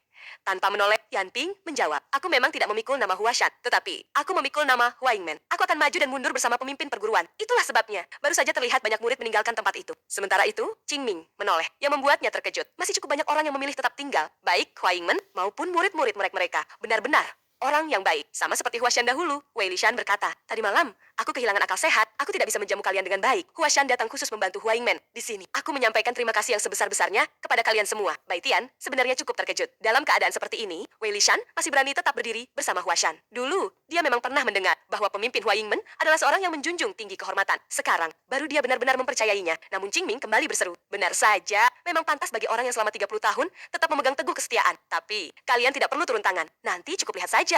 Kebetulan, mereka juga sudah datang. Injong dan Zhao Ji juga menyadarinya. Ternyata, kali ini Wudeng membawa cukup banyak orang. Di luar, Hua Yingmen. Zhen Xuan langsung memberi perintah menyerang. 3 murid menerima perintah. Dalam sekejap, mereka melompat maju. Cao Jie dan Injong langsung bersiap, mengikuti isyarat mata Bai Tian. Mereka datang. 3 orang. Kecepatan mereka sangat tinggi. Tekanan mereka juga sangat kuat. Namun, tiba-tiba, entah sejak kapan, Qingming sudah berdiri di belakang Bai Tian. Seolah-olah, dia sudah tidak sabar menunggu. Dia memadatkan udara di telapak tangannya dengan tenaga dalam yang mendominasi. 3 orang yang baru saja menerobos masuk, langsung terpental keluar. Bai Tian benar-benar tidak bisa berkata-kata. Dia melirik Qingming. Aku seharusnya tidak mengatakan kepada monster ini untuk tidak menahan diri. Dengan dia, turun tangan. Kurasa kita tinggal menonton saja. Sementara itu, 3 orang yang terpental tadi bahkan tidak tahu apa yang telah menghantam mereka. Zhen Xuan merasa semua ini tidak masuk akal. Kecuali orang di dalam sana puluhan kali lebih kuat daripada kita. Tapi itu mustahil. Kalian ikut di belakangku. Masuk bersama. Semuanya hati-hati. Mungkin ada jebakan. Zhen Xuan mengarahkan pedangnya ke gerbang. Tenaga berputar memenuhi bilah pedangnya. Tatapannya berubah. Gerbang Hua Yingmen yang tertutup rapat langsung hancur berkeping-keping. Papan kayu yang tebal berputar seperti pusaran angin akibat tenaga pedangnya. Namun, setelah masuk, Zhen Xuan sama sekali tidak menemukan jebakan apapun. Qingming langsung memanfaatkan kesempatan itu. Benar-benar tidak punya sopan santun. Zhen Xuan mengernyit. Dia menatap beberapa orang yang berdiri tidak jauh di depannya. Baru kemudian kewaspadaannya sedikit menurun. Jangan bilang, kalian berniat melawan murid-murid Wudang. Hanya dengan orang sebanyak ini, aku benar-benar tidak tahu apakah kalian percaya diri atau hanya sombong. Melihat ekspresi dan nada bicara yang begitu akrab, Cao Jie dan Injong merasa pernah melihatnya. Untung Qingming mengingatkan. Bukankah dulu Shushu Bai Tian juga seperti ini? Ucapan itu langsung membuat Bai Tian sangat malu. Qingming kemudian menirukan gayanya. Setelah Qingming menirukan nada bicara lawannya dengan sangat meyakinkan. Namun, Zhen Xuan semakin bingung melihat sikap mereka yang begitu tenang. Ia pun tak kuasa menahan diri untuk berseru. Wudang, selama ini adalah pemimpin. Sekte tahu, apakah kalian dari Huashan benar-benar berpikir bisa menjadi musuh kami? Qingming merasa hal itu menggelikan. Tak perlu bicara soal masa lampau yang jauh. Bahkan 100 tahun yang lalu pun. Bukankah kalian pernah tunduk kepada kami? Zhen Xuan pun terdiam. Lalu tersenyum dengan penuh arti. Yang kau maksud adalah yang mulia pedang bunga pelam, bukan? Tapi, tahukah kau, dia pernah kalah telak di tangan yang mulia pedang Taiji. Apa? Melihat reaksimu? Jelas kau tidak tahu. Waktu itu, mereka berdua pernah bertanding, dan yang mulia pedang bunga plum milik kalian kalah tanpa perlawanan. Hanya saja, yang mulia pedang Taiji berhati mulia. Jadi setelah pertandingan, dia merahasiakan hasilnya. Mendengar itu, Qingming bahkan belum sempat bereaksi. Namun yang lain sudah serempak mencabut pedang dan membentak marah. Baekchon bahkan berkata, nama beliau bukan sesuatu yang bisa kalian sebut sembarangan. Hei, akulah yang mulia, pedang bunga plum. Kalian ini setidaknya perlakukan aku sedikit lebih baik, pikir Qingming. Qingming, baru saat itu ia teringat pada sosok yang mulia pedang Taiji. Memang benar, dulu ia pernah bertarung dengan orang tua itu. Namun justru orang tua itulah yang mengusulkan agar hasil pertandingan tidak disebarluaskan. Kalau tidak salah, waktu itu dia benar-benar merasa hebat. Menurutku, efek spesial sekte Wudang ini pasti mendapat perlakuan istimewa dari penulis. Aku jadi tidak bisa menahan diri dan langsung menghajarnya sampai babak belur. Seingatku waktu itu, aku bahkan belum puas. Kalau bukan karena dia beberapa tahun lebih tua dariku, lalu memanggilku kakak, mungkin saat itu dia masih akan menerima 1 pukulan lagi dariku. Tapi sekarang kupikir, waktu itu aku memang terlalu murah hati. Memikirkan hal itu, Qingming tiba-tiba bertanya, saudara muda Wei, urusan yang kutitipkan semalam sudah beres kan? Setelah mendapat jawaban yang memastikan semuanya selesai, Qingming pun tersenyum puas. Lalu ia menggenggam pedangnya dengan kuat. Seketika, sebilah energi pedang melesat keluar. Zhen Xuan dan yang lainnya langsung bersiap siaga menghadapi musuh besar. Namun sesaat kemudian, mereka merasa seolah tidak terjadi apa-apa. Beberapa saat kemudian, ekspresi Zhen Xuan berubah drastis. Brok, gapura utama, sekte Hua Ying tiba-tiba hancur, berkeping-keping, lalu runtuh di depan matanya. Di luar gerbang, kerumunan orang telah memenuhi tempat itu sambil ramai bergunjing. Inilah keahlian Qingming yang paling hebat, membuat keributan semakin besar. Setelah mengetahui Injong dan Zhao Jie mampu menghadapi 5 orang, Qingming berkata, kalau begitu kalian berdua hadapi 5 orang. Bibi Guru Liu menghadapi 4 orang. Paman Guru Baekchon fokus saja melawan orang yang bernama Zhen Xuan itu. Lalu, kau sendiri masih perlu aku turun tangan? Baiklah, Paman Guru, Bibi Guru, kakak-kakak senior, cepat! Baekchon merasa keadaan seolah telah berbalik. Namun para murid Wudeng memang bisa menjadi lawan yang tepat untuk menguji hasil latihan mereka. Memikirkan hal itu, ia kembali menatap ke depan. Ayo, tunjukkan kepada mereka. Pedang Huashan, begitulah. Para murid dari kedua belah pihak segera saling menyerbu. Hanya saja, demi menjaga muka, pihak Wudang tidak langsung mengerahkan seluruh kekuatan mereka. Hal itu justru memberi Zhao Jie kesempatan untuk menenangkan pikirannya. Baginya, ini adalah pengalaman pertamanya turun gunung untuk berlatih. Orang gila itu menggunakan segala cara untuk menyiksaku. Awalnya kupikir, selama bisa menjadi lebih kuat, penderitaan apapun sanggup kutahan. Tapi, aku salah. 2 bulan setelah pertemuan Huajong, aku menyadari bahwa aku benar-benar salah. Latihan tanpa henti membuatku kelelahan luar biasa, dan aku bahkan tidak bisa melarikan diri.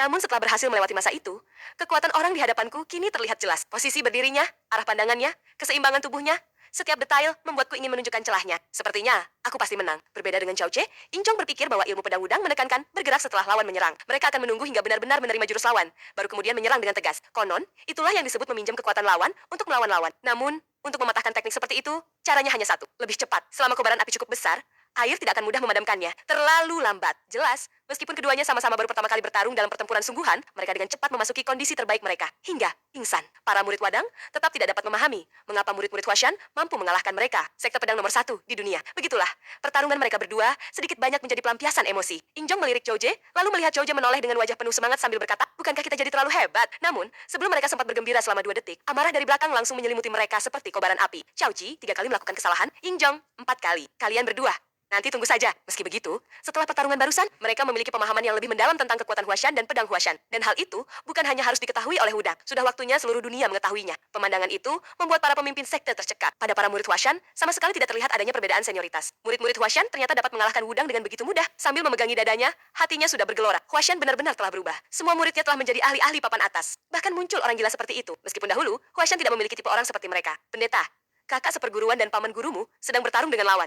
Mengapa kau masih sempat minum arak? Qingming menjawab. Selama ini mereka sudah berlatih mati-matian. Kalau masih kalah juga, mereka benar-benar harus mencari lubang untuk bersembunyi. Lagi pula, lihat dulu siapa yang melatih mereka. Pada saat yang sama, pertarungan antara Baekjeon dan Jin Xuan telah berlangsung cukup lama. Namun, Jin Xuan tidak mengerti mengapa orang ini bisa sekuat itu. Dan melihat keadaannya, sepertinya dia bahkan belum menghabiskan banyak tenaga. Tapi bagaimana mungkin? Hanya saja, pertarungan ini tidak boleh kami kalahkan. Walaupun harus mengorbankan nama baikku. Murid-murid Wudang, semuanya ikut bertarung. Mendengar perintah itu, para murid Wudang sempat tertegun. Namun sesaat kemudian, mereka semua menggertakkan gigi dan menyerbu maju. Baekjeon melirik mereka sekilas. Tak kusangka, situasi mengeroyok seperti ini justru dilakukan oleh sekte Wudang. Sepertinya, murid-murid Huashan kami benar-benar diberi kehormatan besar. Di sisi lain, hati Jin Xuan juga dipenuhi pergulatan. Jika bukan karena masalah kali ini, menyangkut hal yang terlalu besar, sekalipun hari ini kalah dalam pertandingan, ia tidak akan memilih cara serendah ini. Ia pun mengangkat kepala dan menatap Baekjeon. Aku mengakui kalian memang kuat. Tapi mengapa bocah itu tidak ikut bertarung? Jangan-jangan dia memandang rendah Wudang kami? Namun Baekjeon bahkan tidak menoleh saat menjawab. Kau terlalu banyak berpikir. Dengan kekuatan kalian, memang tidak perlu dia turun tangan. Jangan marah dulu, karena sama sepertimu. Aku juga tidak memenuhi syarat untuk membuatnya turun tangan. Di dunia ini, selalu ada makhluk-makhluk aneh. Kalau ada ular berkepala 2 dan makhluk berkaki 3, tentu ada juga monster berkepala 3 dan berlengan 6. Dan dialah makhluk semacam itu. Tapi kau tidak perlu merasa kecewa. Biar aku saja yang menemanimu bermain. Membiarkan naga Huashan turun tangan untuk menghadapi kalian benar-benar terlalu berlebihan. Mendengar itu, Jin Xuan hanya merasa Baekjeon sedang menghinanya. Namun yang tidak ia ketahui adalah Baekjeon terus menimbang dalam hati. Ia memang sudah lama mendengar nama Jin Xuan. Jin Xuan dikenal sebagai salah satu dari 6 bintang besar dunia persilatan. Kalau bukan karena pertemuan Huazong, kemungkinan besar Qin Jinlong juga akan menjadi salah satunya. Dengan kata lain, kekuatan Jin Xuan setara dengan Qin Jinlong. Dari pertarungan langsung ini, Bai Tian bisa merasakan dalamnya tenaga dalam dan mantapnya ilmu pedang Jin Xuan. Tetapi, hanya sebatas itu. Karena, sekarang aku juga bisa membuat bunga plum bermekaran. Jalur pedang 7 kelopak. Apa? Terlihat energi pedang Jin Xuan yang bergerak laksana naga menari seketika diputus oleh 7 bayangan yang diciptakan Baekjeon. Meski suara langkah kaki hanya berasal dari satu orang, 7 serangan itu benar-benar menghantam tubuh Jin Xuan. Saat ilusi pedang Baekjeon menghilang, bunga-bunga plum memenuhi langit. Dan pada saat tebasan bunga plum itu lenyap, 7 semburan energi pedang berbentuk bunga plum juga meledak dari tubuh Chen Xuan. Hanya dengan satu jurus, ia langsung kehilangan kesadaran. Buk!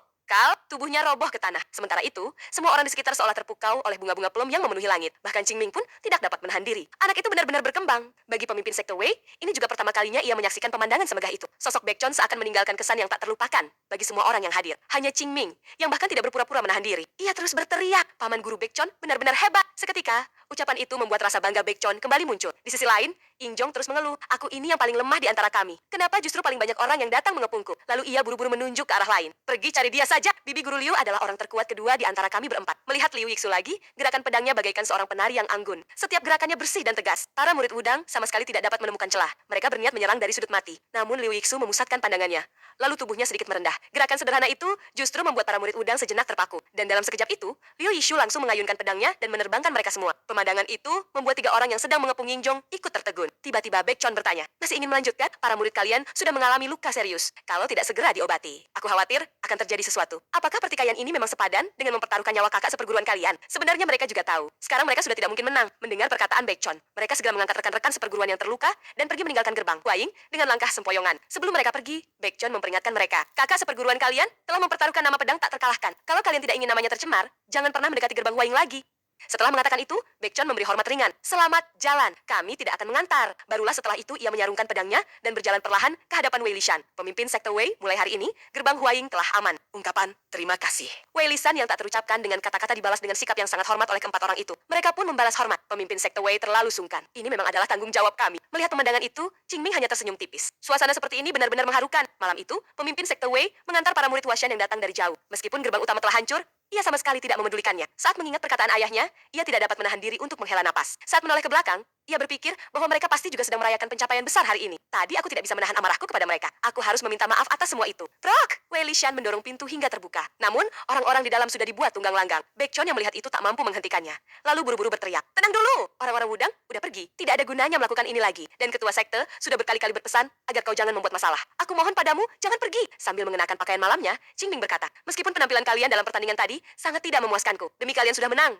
Kali ini aku tidak akan mempermasalahkannya. Tapi Zhou Jie dikecualikan. Urusan berikutnya tidak ada hubungannya dengan paman guru, bibi guru, maupun para kakak seperguruan. Kalian tidak perlu ikut campur." Begitu selesai berbicara, Qingming melesat keluar bagaikan peluru. Cara Wudang bertindak kali ini terlalu kental dengan aroma konspirasi. Bagaimana mungkin ia membiarkan mereka pergi begitu saja? Sementara itu, di lokasi bencana, pemimpin sekte Wei masih kebingungan. Ia benar-benar tidak mengerti apa yang sebenarnya terjadi dengan Huashan. Nanyang tidaklah besar. Tak lama kemudian, Qingming sudah mengejar mereka hingga keluar kota. Para murid Wudang yang menggotong kakak seperguruan mereka yang terluka parah telah tiba di lereng gunung. Jen Xuan perlahan membuka matanya. Para adik seperguruannya segera mengerumuninya. Namun saat mendengar bahwa mereka akan segera kembali ke Wudang, ia langsung duduk. Rasa nyeri di sekujur tubuhnya membuatnya teringat. Ia telah kalah. Setelah itu, ia mengetahui bahwa demi menjaga nama baiknya, pihak Doguan juga akan membereskan barang-barang hari ini dan meninggalkan Nanyang besok pagi. Wajahnya terasa panas karena malu. Namun ketika teringat pada pendekar pedang itu, ia segera memanggil seorang adik seperguruannya. "Kau kembali ke Wudang secepat mungkin. Pastikan semua yang terjadi di sini dilaporkan kepada sek.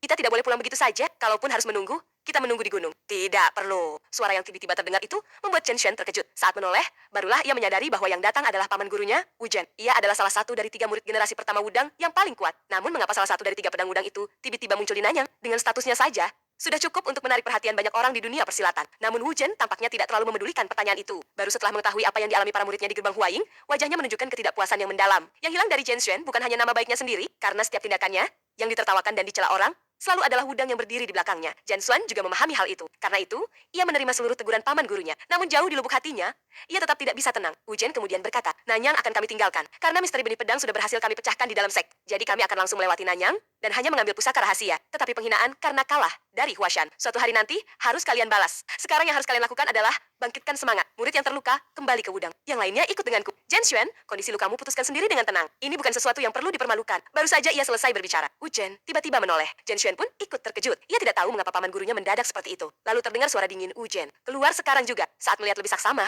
ternyata yang datang adalah seseorang berpakaian hitam. Wu Zhen dapat merasakan bahwa orang itu bukan lawan yang sederhana. Karena itu, ia tidak berkata apa-apa lagi. Hingga orang berpakaian hitam itu melompat turun, Wu Zhen tetap menatapnya tanpa berkedip. Tatapan keduanya saling bertemu. Orang itu tiba-tiba berkata, "Aku hanya perampok yang kebetulan lewat dan ingin bertanya tentang benih pedang yang tadi kalian sebut. Bisakah kalian memberitahuku apa sebenarnya itu?" Jan Xuan tercengang. Ia spontan bertanya, "Bukankah yang merampok di tempat seperti ini seharusnya bandit gunung?" Qingming langsung mengangguk. "Oh, begitu ya? Kalau begitu, aku bandit gunung." Jelas sekali. Orang ini benar-benar gila. Selain itu, pada pedangnya terdapat ukiran hat. Itu simbol Huashan. "Kaulah naga Huashan?" "Bukan. Aku bukan. Itu terlalu kentara, dasar bajingan." Chen Xuan begitu kesal hingga hampir meledak. Ia benar-benar tidak menyangka orang ini sama sekali tidak menjaga nama baik Huashan. Sebaliknya, Qingming hanya mengorek telinganya seolah tidak peduli. Tiba-tiba, Wu Zhen berkata, "Kalau begitu, tampaknya kau memang bukan murid Huashan. Dan kau juga tidak boleh menjadi murid Huashan. Kalau begitu, yang akan kulakukan hanyalah membunuh seorang perampok yang mengancam kami." Qingming menyipitkan matanya. Ia tidak menyangka, paman ini ternyata cukup cerdas. Wu Zhen pun memberi kesempatan terakhir. "Apakah kau akan melepas topengmu dan berlutut mengakui kesalahan?" Yang ia dapatkan hanyalah senyum tipis Qingming. "Kalau kau mau dengan jujur menjelaskan soal benih pedang, mungkin aku benar-benar bisa membiarkanmu pergi dari sini dengan baik-baik. Kalau tidak," Wu Zhen terdiam. Lalu ia perlahan mencabut pedangnya. "Kalau begitu, sekalipun aku membuatmu terluka parah, aku tetap punya alasan yang sah." Melihat sikap lawannya, Qingming langsung memahami sesuatu. Hanya dari aura yang dipancarkan pria itu, sudah terasa menyatu sempurna dengan pedangnya. Murid generasi kedua memang kuat, namun kemampuan mereka tetap hanya sebatas pendekar muda. Sedangkan pria ini adalah pendekar pedang sejati dari Udang. "Terakhir, kuberi kau satu nasihat. Sebaiknya lindungi kepalamu baik-baik. Aku ini punya sedikit kegemaran." Sementara itu, Jen Xuan hanya bisa tercengang. Ia teringat kembali ucapan Baekchon. Jangan-jangan orang ini benar-benar monster. Tapi katanya usianya bahkan belum 15 tahun. Bagaimana mungkin ia bisa mengalahkan paman guru Ujen yang 30 tahun lebih tua darinya? Qingming lalu berkata, "Ayo, bertaruh. Kalau aku menang, kalian harus memberitahuku tentang Jianzhong." Ujen hanya merasa itu lucu. Seorang bocah ingusan, sekalipun berlatih bela diri sejak masih dalam kandungan, tetap mustahil bisa mengalahkannya. Namun Wadang adalah sekte tahu nomor 1 di dunia. Hari ini murid-murid mereka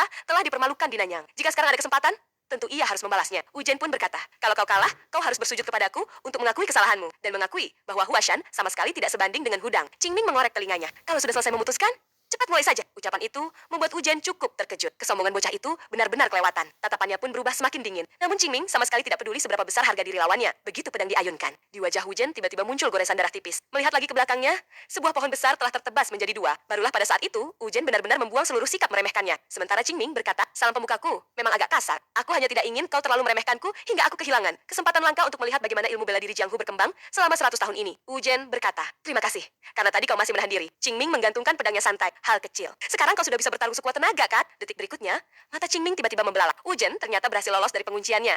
Dan seketika, muncul tepat di depan dirinya. Melihat itu, Qingming justru tampak senang. Tusukan pedang Wu-Zhen berubah menjadi tebasan hanya dalam sekejap, disertai suara ledakan keras. Terlihat jelas bahwa teknik dasar pedangnya telah mencapai tingkat yang sangat tinggi. Di tengah kepulan debu, Wu-Zhen kembali melompat. Seolah tanpa perlu melihat, ia sudah mengetahui dengan tepat posisi Qingming. Bahkan hanya tekanan dari satu ayunan pedangnya saja, memaksa Qingming memanfaatkan lereng gunung untuk mengalihkan tenaga. Agar tidak kehilangan keseimbangan, Qingming terus mengandalkan langkah kakinya untuk mengendalikan tubuhnya. Dalam pertarungan itu, Wu-Zhen sama sekali tidak memberinya kesempatan untuk bernapas. Namun selama ini, yang lebih banyak ia andalkan tetaplah kekuatan dalam udang yang mengalir tanpa henti. Tak peduli bagaimana Wu-Zhen mengubah jurus pedangnya, Qingming tidak pernah langsung menggunakan tenaga dalam untuk melawannya. Bahkan terlihat jelas bahwa selama masih bisa menghindar, ia sama sekali tidak mau menangkis. Dengan mengandalkan gerakan tubuhnya yang lincah, ia justru menemukan celah untuk menendang wajah Wu-Zhen. Walaupun berhasil menghindar, benturan itu tetap membuat Wu-Zhen kehilangan keseimbangan. Melihat pemandangan itu, Zhen Xuan sangat terkejut. Namun sebelum sempat memanggil paman gurunya, sebuah cahaya pedang panjang, bagaikan sungai yang mengalir deras, tiba-tiba melesat ke langit. Qingming sangat mengenal jurus itu. Perbedaan terbesar antara murid generasi pertama dan kedua Wudang, pada dasarnya terletak pada kekuatan tenaga dalam mereka. Tanpa tenaga dalam yang terus mengalir tanpa putus, pedang King Liu sama sekali tidak mungkin memiliki kekuatan sebesar ini. Namun, jurus seperti itu masih belum cukup. Melihat Qingming membelah pedang King Liu miliknya hanya dengan satu tebasan,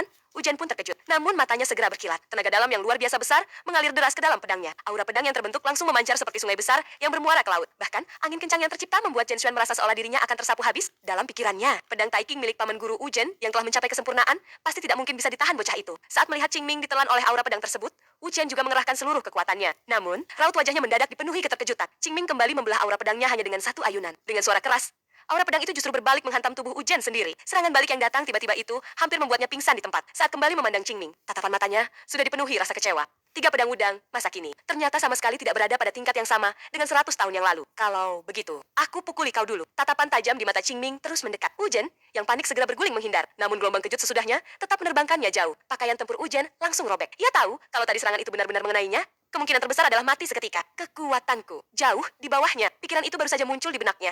Namun segera ia tekan habis. Sambil kembali berdiri dengan pedang di tangan, ia berkata, kalau satu aliran Qi tidak bisa melukaimu, maka akan kuperlihatkan padamu kekuatan sebenarnya dari Qi yang mengalir tanpa henti. Begitu selesai berbicara, satu aliran Qi Tai King di tangannya langsung terpecah menjadi puluhan aliran dan menyerbu Qingming dari segala arah. Melihat itu, Qingming hanya tersenyum tipis. Kalau dari tadi kau bertarung seperti ini, aku juga tidak akan merasa bosan. Seketika gerakan tubuh Qingming berubah. Seringan kelopak bunga yang tertiup angin, anggun dan lincah. Seolah-olah secara alami ia menembus hujan aliran Qi yang menari di udara. Pemandangan itu begitu aneh, hingga membuat kulit kepala Zhen Xuan mati rasa. Bagaimanapun juga, siapa yang berani menerobos serangan seluas itu yang dipenuhi ledakan tenaga dalam? Namun ternyata, Wu-Zhen sudah memperhitungkan kemungkinan itu. Ia diam-diam masih menyimpan satu aliran Qi yang melindungi tubuhnya. Tujuannya memang untuk menghadapi situasi seperti ini. Melihat Qingming terpental menjauh dan aliran Qi miliknya untuk sementara tidak dapat menjangkaunya. Lalu Wu-Zhen segera menghantamkan satu telapak tangan. Dan sekali lagi serangan telapak berisi Qi yang dahsyat itu kembali menghantam pedang Qingming. Qingming mengangkat pedangnya ke atas sehingga lintasan telapak Qi yang semula mengarah lurus berubah arah. Namun, Wu-Zhen tentu tidak hanya memiliki cara itu. Begitu lintasan telapak berubah, ia langsung memutar pergelangan tangannya. Telapak berputar seketika menyerang dari belakang Qingming. Harus diakui, bahkan Qingming tidak menyangka Wu-Zhen mampu menciptakan variasi jurus seperti itu. Jelas terlihat bahwa ia telah mencurahkan banyak usaha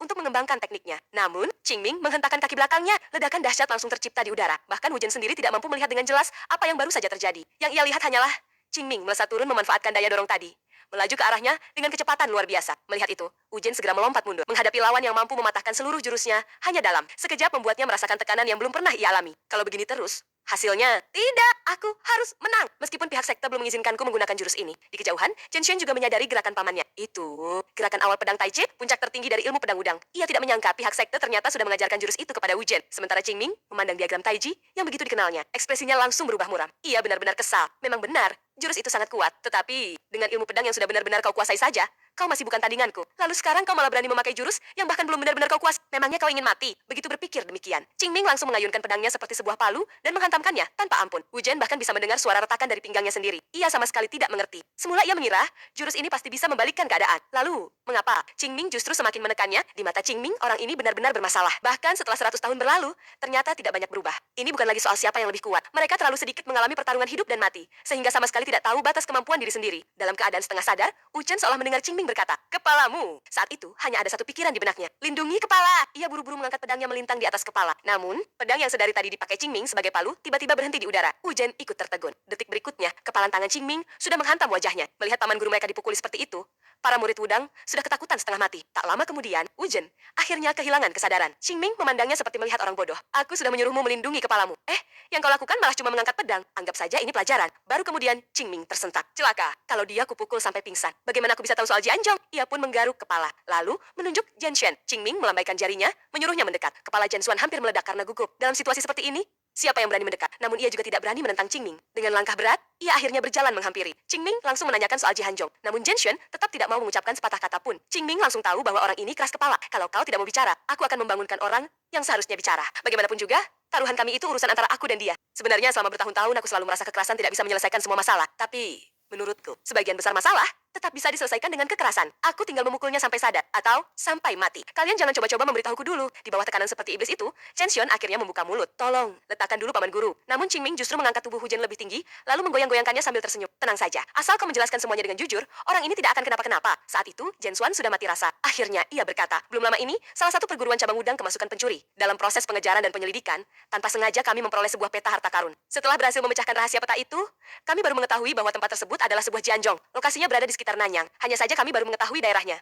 Belum mengetahui lokasi pastinya. Itulah sebabnya, kami sengaja menekan Hua Yingmen agar tidak menarik perhatian orang lain. Mendengar itu, Qingming akhirnya merasa semua tindakan udang di Nanyang mulai masuk akal. Tapi, sebenarnya Jianzhong itu apa? Zhen Xuan pun melanjutkan penjelasannya. Jianzhong yang kami cari sebenarnya adalah sebuah makam. Pemilik makam itu bernama Duo Jian Wuhan. Kali ini reaksi Qingming benar-benar berubah. Duo Jian Wuhan adalah pendekar nomor 1 di dunia pada generasi sebelum Mei Hua Jianzun. Seorang tokoh yang hidup sekitar 200 tahun yang lalu. Tak heran makamnya disebut Jianzhong. Namun Qingming kembali mengernyit. Itu juga tidak masuk akal. Sepanjang sejarah sudah ada begitu banyak orang yang pernah menjadi nomor 1 dunia. Udang juga bukan sekte kecil yang belum pernah melihat dunia. Jadi, apa sebenarnya yang ada di dalam Jianzhong itu? Pertanyaan itu langsung mengenai inti masalah. Zhen Xuan tampak enggan menjawab. Namun, Qingming menggoyang-goyangkan tubuh Wujen di tangannya sekali lagi hingga membuat Zhen Xuan panik. Akhirnya, ia berkata, Duo Jian Wuhan tidak berasal dari sekte manapun. Ia muncul begitu saja dan menantang seluruh pendekar pedang di dunia. Setiap kali menang, ia akan merampas senjata lawannya. Karena itu, setelah Duo Jian Wuhan menghilang dari dunia persilatan, beredar sebuah rumor, semua senjata pusaka yang pernah ia rebut disimpan di dalam makamnya. Bahkan kemungkinan besar, di sana juga terdapat kitab warisan ilmu pedangnya. Siapapun yang menemukan Jianzhong, belum selesai ia berbicara,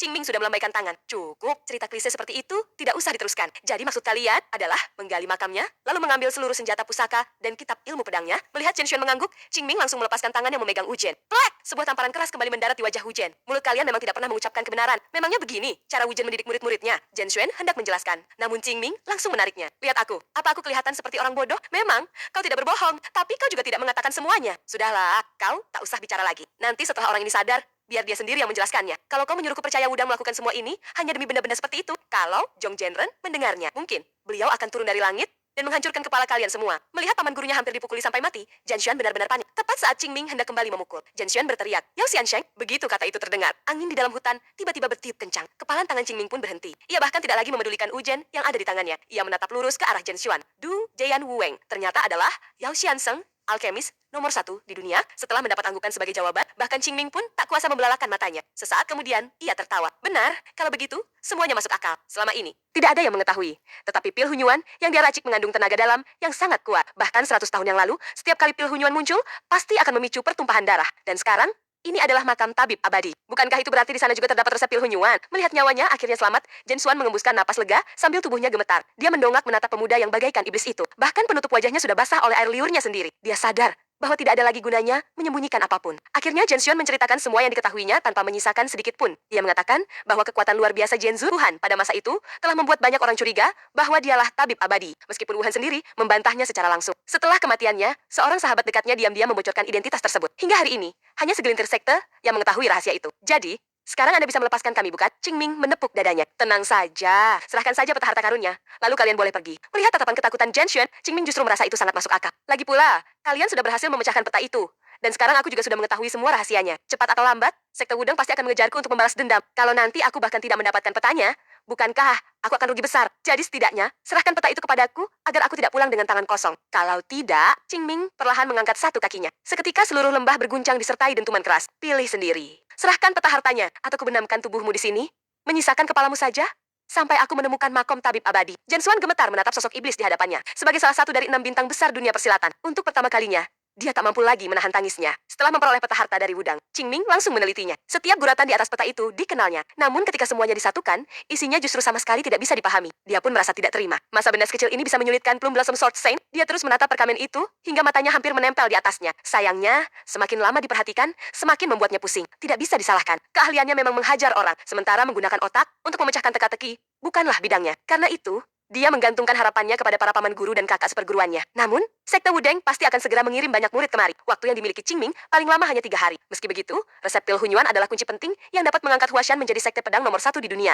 Sementara itu, Yingjong yang masih berada di sekte Huaing dilanda kegelisahan. Dia ingin mengajak para paman guru mencari Qingming dan membawanya kembali. Namun yang dia dapat hanyalah jawaban putus asa dari Baekchon. Kalaupun kita menemukannya, apa kita bisa menghentikannya? Aku benar-benar tidak tahu dosa apa yang kulakukan di kehidupan sebelumnya sampai di kehidupan ini harus memiliki murid seperti dia. Namun Xiao Jie justru cukup optimis. Memangnya orang itu masih bisa membuat masalah yang lebih besar lagi? Mendengar ucapan itu, hati mereka berdua langsung bergetar. Memang benar, setiap masalah yang dibuat Qingming selalu diselesaikannya sendiri. Tetapi penderitaan yang ikut mereka tanggung karena ulahnya. Kepada siapa mereka harus mengadukannya? Saat itu suasana tampak tenang. Namun tiba-tiba dia seolah merasakan sesuatu. Dia sudah kembali. Tak lama kemudian, terdengar suara dentuman keras. Tempat Qingming mendarat seakan kembali membuat sebuah lubang besar. Qingming mengeluarkan gulungan itu. Ayo semuanya, lihatlah, di balik peta ini, tersembunyi. Tunggu, kau bilang tadi, siapa yang baru saja kau hajar? Melihat Shishu seolah tidak mendengar dengan jelas, Qingming mengulanginya dengan nada tidak sabar. Xin Liu, Jen, Wuzhen. Baekchon akhirnya benar-benar mengerti. Ternyata orang ini baru saja merampok sekte Wude, bahkan menghajar murid terkuat generasi mereka. Kau benar-benar orang gila. Bagaimana kau akan menyelesaikan akibat dari semua ini? Ini bahkan lebih nekat daripada mencabut kumis harimau. Jelas sekali, Baekchon sudah tidak punya tenaga lagi untuk memikirkan apa yang akan mereka hadapi berikutnya. Namun Qingming tiba-tiba memanggilnya. Shishu, ini adalah peta menuju makam tabib abadi. Shishu tahu apa arti Pilhunyuan bukan? Kalau Shishu merasa ini tidak pantas,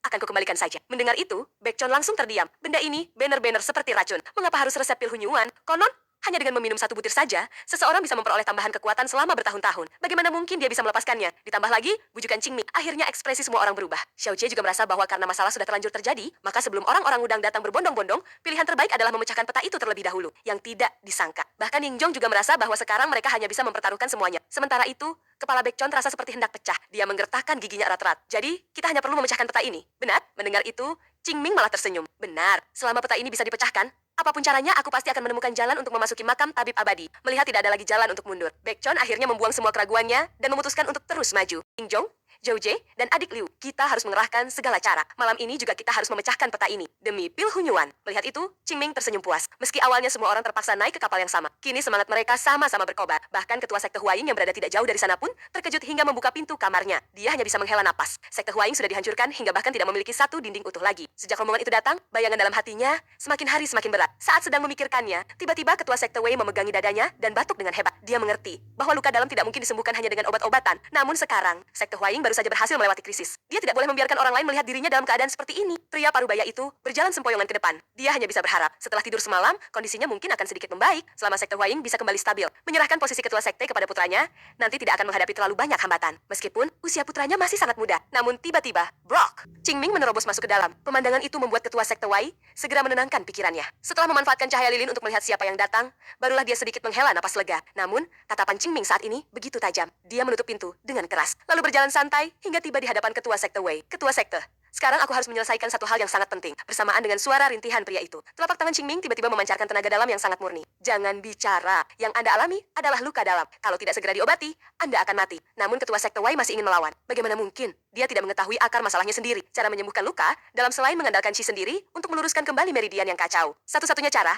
adalah menggunakan tenaga dalam orang lain yang sangat kuat untuk memulihkannya secara paksa. Tetapi luka dalam yang dideritanya terlalu parah. Risiko yang harus ditanggung orang yang menolongnya jauh lebih berbahaya daripada keadaan biasa. Bahkan lebih dari 10 kali lipat. Bagaimana mungkin dia membiarkan pahlawan yang telah berjasa kepada sekte Huaing mempertaruhkan nyawanya demi dirinya. Namun sebelum sempat mengucapkan kata berhenti, Qingming sudah menekannya dengan paksa. Barulah dia menyadari, entah sejak kapan tenaga dalam pemuda itu telah mengalir ke seluruh meridiannya. Seandainya tadi dia berteriak, besar kemungkinan dia akan langsung mengalami penyimpangan Qi. Yang lebih mengejutkannya lagi, rasa sakit di dalam tubuhnya perlahan menghilang di tangan pemuda itu. Aliran Qi Dao yang murni itu terasa hangat sekaligus kuat. Saat dia masih memikirkannya, suara Qingming terdengar di telinganya. Syukurlah, fondasinya tidak rusak. Bertahanlah sebentar lagi. Sebentar lagi selesai. Pemandangan itu benar-benar membuat ketua sekte Wei tercengang. Mampu berbicara sambil terus mengalirkan tenaga dalam ke tubuh orang lain. Tingkat pengendalian seperti itu bahkan mungkin tidak mampu dilakukan para tetua sekte biasa. Huashan, Shanlong, Qingming. Sebenarnya, siapa dia? Selanjutnya, Anda harus menjalankan satu putaran sirkulasi besar. Aku sudah memperbaiki bagian yang terluka. Ikuti arahanku. Meridian-meridian ini akan terbuka sepenuhnya. Ayo, tinggal satu langkah terakhir. Begitulah.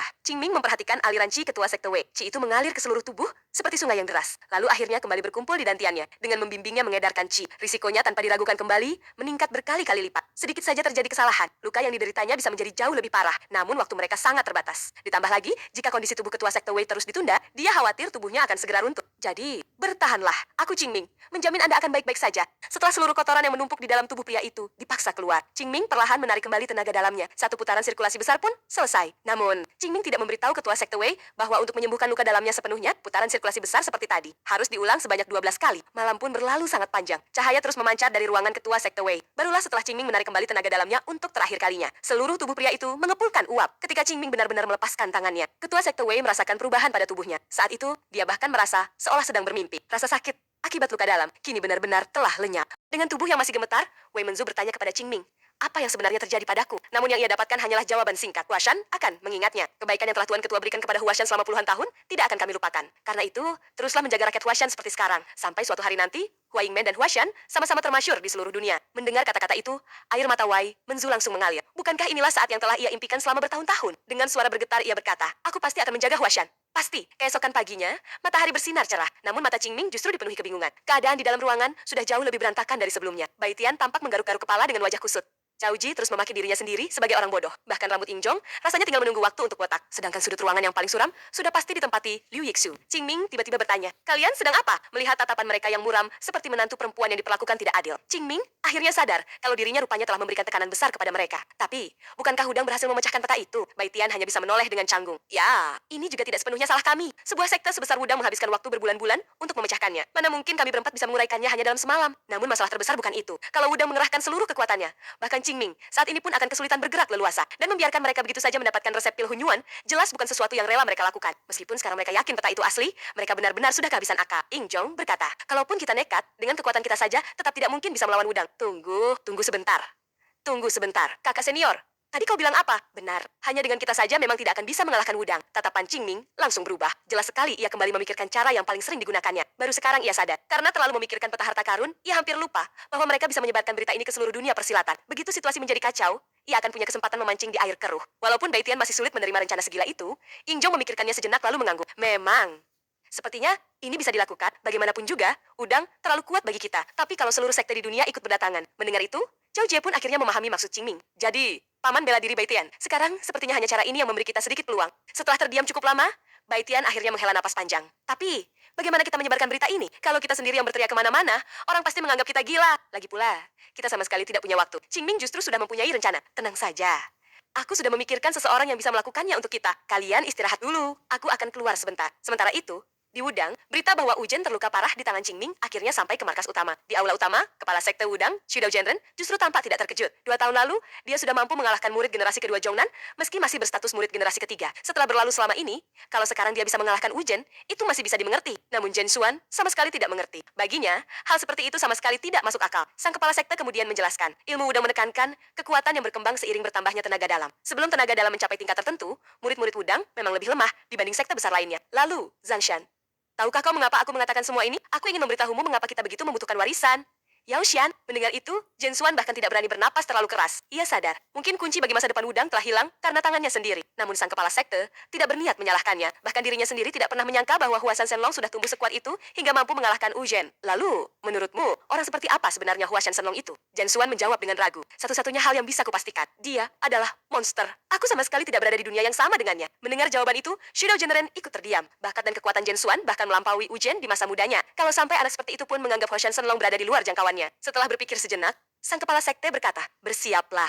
Kau akan kembali ke Nanyang. Kali ini para tetua akan memimpin sendiri. Kurasa anak yang dijuluki Huashan Shenlong itu pasti masih belum berhasil memecahkan peta. Mereka pasti sedang menunggu kita datang, lalu merebut resep itu. Zhen Xuan, kau mengerti maksudku bukan? Kesalahan yang kau buat harus kau tebus sendiri. Walaupun sudah bisa menebak maksud kepala sekte, demi Wudang, Zhen Xuan hanya bisa menerima perintah itu. Sementara itu, di wilayah Luoyang yang tidak jauh dari Nanyang, jalanan dipenuhi orang yang lalu lalang. Bahkan para pengemis tampak jauh lebih bersemangat daripada biasanya. Sebuah berita segera menyebar. Kemarin, murid-murid Huashan mengalahkan Wudang. Kejadian itu begitu aneh, hingga berkat ulah Qingming, hampir seluruh dunia persilatan mengetahuinya. Tentu saja, berita sebesar itu tidak mungkin luput dari telinga Begersek. Tak lama kemudian, laporan tersebut dikirim ke cabang Luoyang. Namun pria yang menerimanya sama sekali tidak percaya. Baginya, sekte yang telah merosot selama 100 tahun, seperti Huashan, meski belakangan mulai bangkit, mana mungkin bisa disejajarkan dengan Wudang, sekte pedang nomor 1 di dunia, apalagi sampai mengalahkannya. Tetapi, saat tanpa sengaja ia melihat tumpukan laporan dari Nanyang, ia langsung terpaku. Semua laporan itu membahas satu hal yang sama, pertempuran di Huaingmen. Wudang! Kalah telak. Wudang menarik seluruh orangnya dari Nanyang. Meski jumlah mereka jauh lebih banyak, mereka sama sekali tidak mampu melawan Huashan. Semakin dibaca, wajahnya semakin berubah. Begitu banyak laporan dengan isi yang sama. Mungkinkah setelah Zhongnan,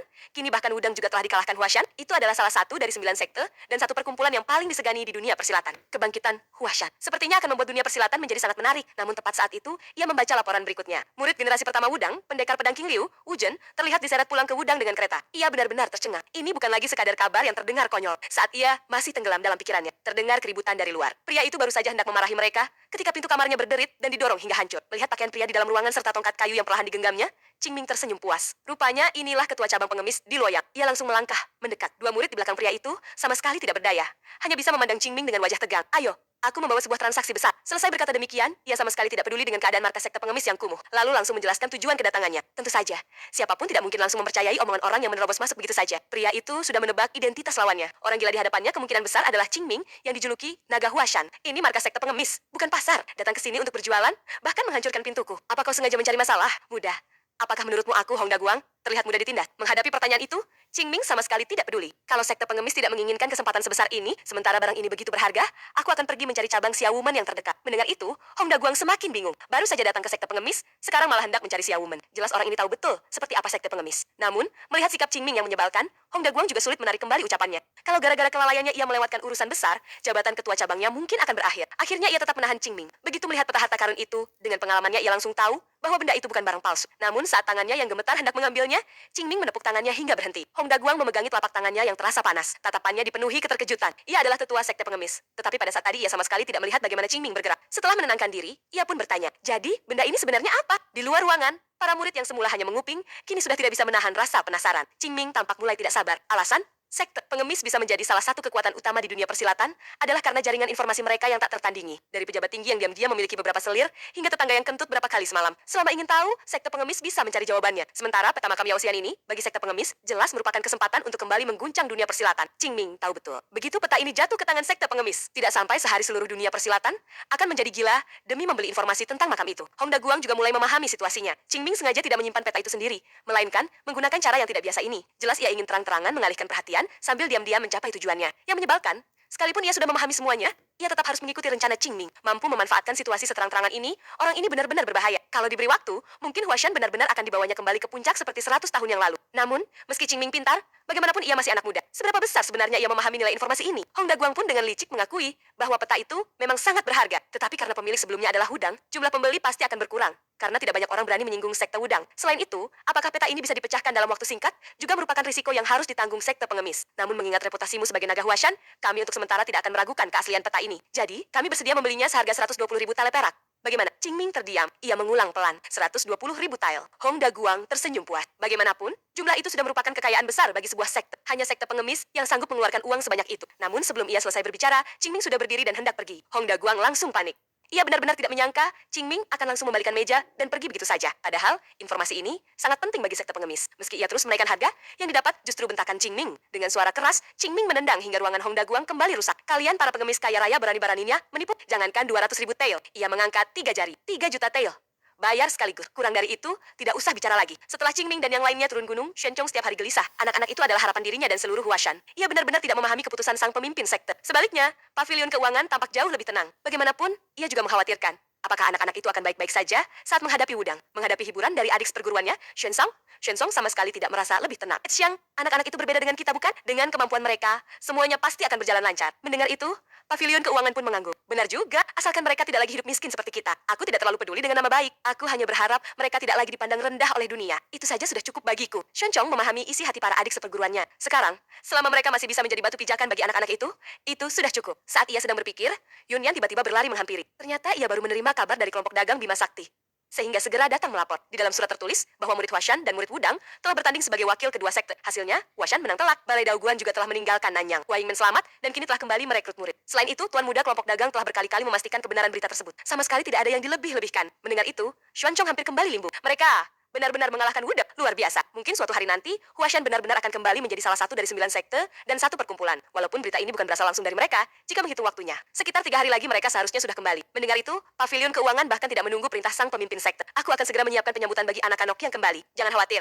Akan kuatur semuanya. Melihat itu, Xuanzeng tidak berkata apa-apa lagi. Setidaknya sekarang, kakak seperguruannya sudah bisa sedikit tenang. Walaupun mereka juga merasa aneh, karena Qingming ternyata belum membuat masalah. Sepertinya anak itu memang tahu cara menahan diri saat berada di luar. Namun, yang tidak mereka ketahui adalah, di cabang sekte pengemis di Luoyang, wajah Hong Daguang dipenuhi keluh kesah. Peta harta karun di tangan Qingming dibuka dengan harga 3 juta tael perak. Jangankan cabang Luoyang tidak memiliki uang sebanyak itu. Sekalipun memilikinya, pihak pusat juga tidak mungkin langsung menyetujui transaksi sebesar itu. Jadi, apakah transaksi ini jadi dilakukan atau tidak? Sambil berkata demikian, Hong Daguang mengangkat 2 jari. 2 juta tael. Bagaimana? Anak muda. Ketahuilah, di dunia saat ini, orang yang mampu mengeluarkan uang sebanyak itu bisa dihitung dengan jari. Kalau harga ini pun tidak bisa kau terima, kurasa transaksi ini memang tidak akan pernah terjadi. Kalaupun kau pergi ke Xiaomen, tidak ada gunanya. Jangankan 2 juta tael. 1 juta tael saja belum tentu mereka sanggup. Jadi, pikirkan baik-baik. Meski berkata demikian, dalam hati Hong Daguang selalu merasa anak ini sangat aneh. Ia tidak tahu apakah Qingming benar-benar memahami nilai benda itu, atau sekadar memasang harga setinggi langit, namun ia tidak bisa menyangkal bahwa di dalam hatinya sendiri, nilai peta itu memang sekitar 3 juta tael. Hanya saja, sikap Qingming yang begitu percaya diri dan tenang, benar-benar membuat orang kesal. Seolah-olah jika dirinya menolak, Qingming benar-benar akan langsung pergi mencari Xiaomen. Mendengar itu,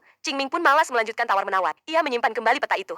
Lalu perlahan berdiri. Hong Daguang mengira Qingming hanya sedang berpura-pura lagi. Namun detik berikutnya, Qingming berkata, kalau begitu aku akan pergi ke cabang sekte pengemis di Wuhan. Mendengar itu, Hong Daguang langsung terkejut. Cabang Wuhan berada di bawah erisdiksi Juzi. Kalau dirinya hanya gagal menyelesaikan transaksi ini, mungkin masih bisa diterima. Tetapi kalau sampai kesempatan itu direbut oleh Juzi, para tetua pasti akan kecewa terhadap cabang Luoyang. Memikirkan hal itu, ia benar-benar panik. Baik, 3 juta tael. Aku setuju. Bagaimanapun, ia merasa dirinya tidak rugi. Namun Qingming seolah sudah menebak pikirannya. Siapa bilang 3 juta aku mau jual? Sekarang harganya 3 juta 500 ribu tael. Hong Daguang langsung membeku. Tetapi peta itu memang berada di tangan Qingming. Bukankah harga sepenuhnya ditentukan olehnya? Kalau terus begini, sebentar lagi harganya naik lagi. Sekarang sudah 3 juta 800 ribu tael. Hong Daguang benar-benar panik. Takut harga itu kembali naik, ia buru-buru berteriak, aku beli! 3 juta 800 ribu tael. Suasana langsung hening. Beberapa saat kemudian, Qingming menepukkan kedua tangannya sambil tersenyum. Anda benar-benar membuat keputusan yang bijaksana. Begitulah, Hong Daguang mengeluarkan 1 juta tael yang tersedia di cabang Luoyang. Lalu meminjam 2 juta 800 ribu tael dari rumah-rumah uang di daratan. Qingming benar-benar dibuat sangat puas kalau nanti aku tahu benda ini palsu, atau kau mempermainkanku. Murid-murid sekte pengemis tersebar di seluruh dunia. Sebelum Hong Daguang selesai berbicara,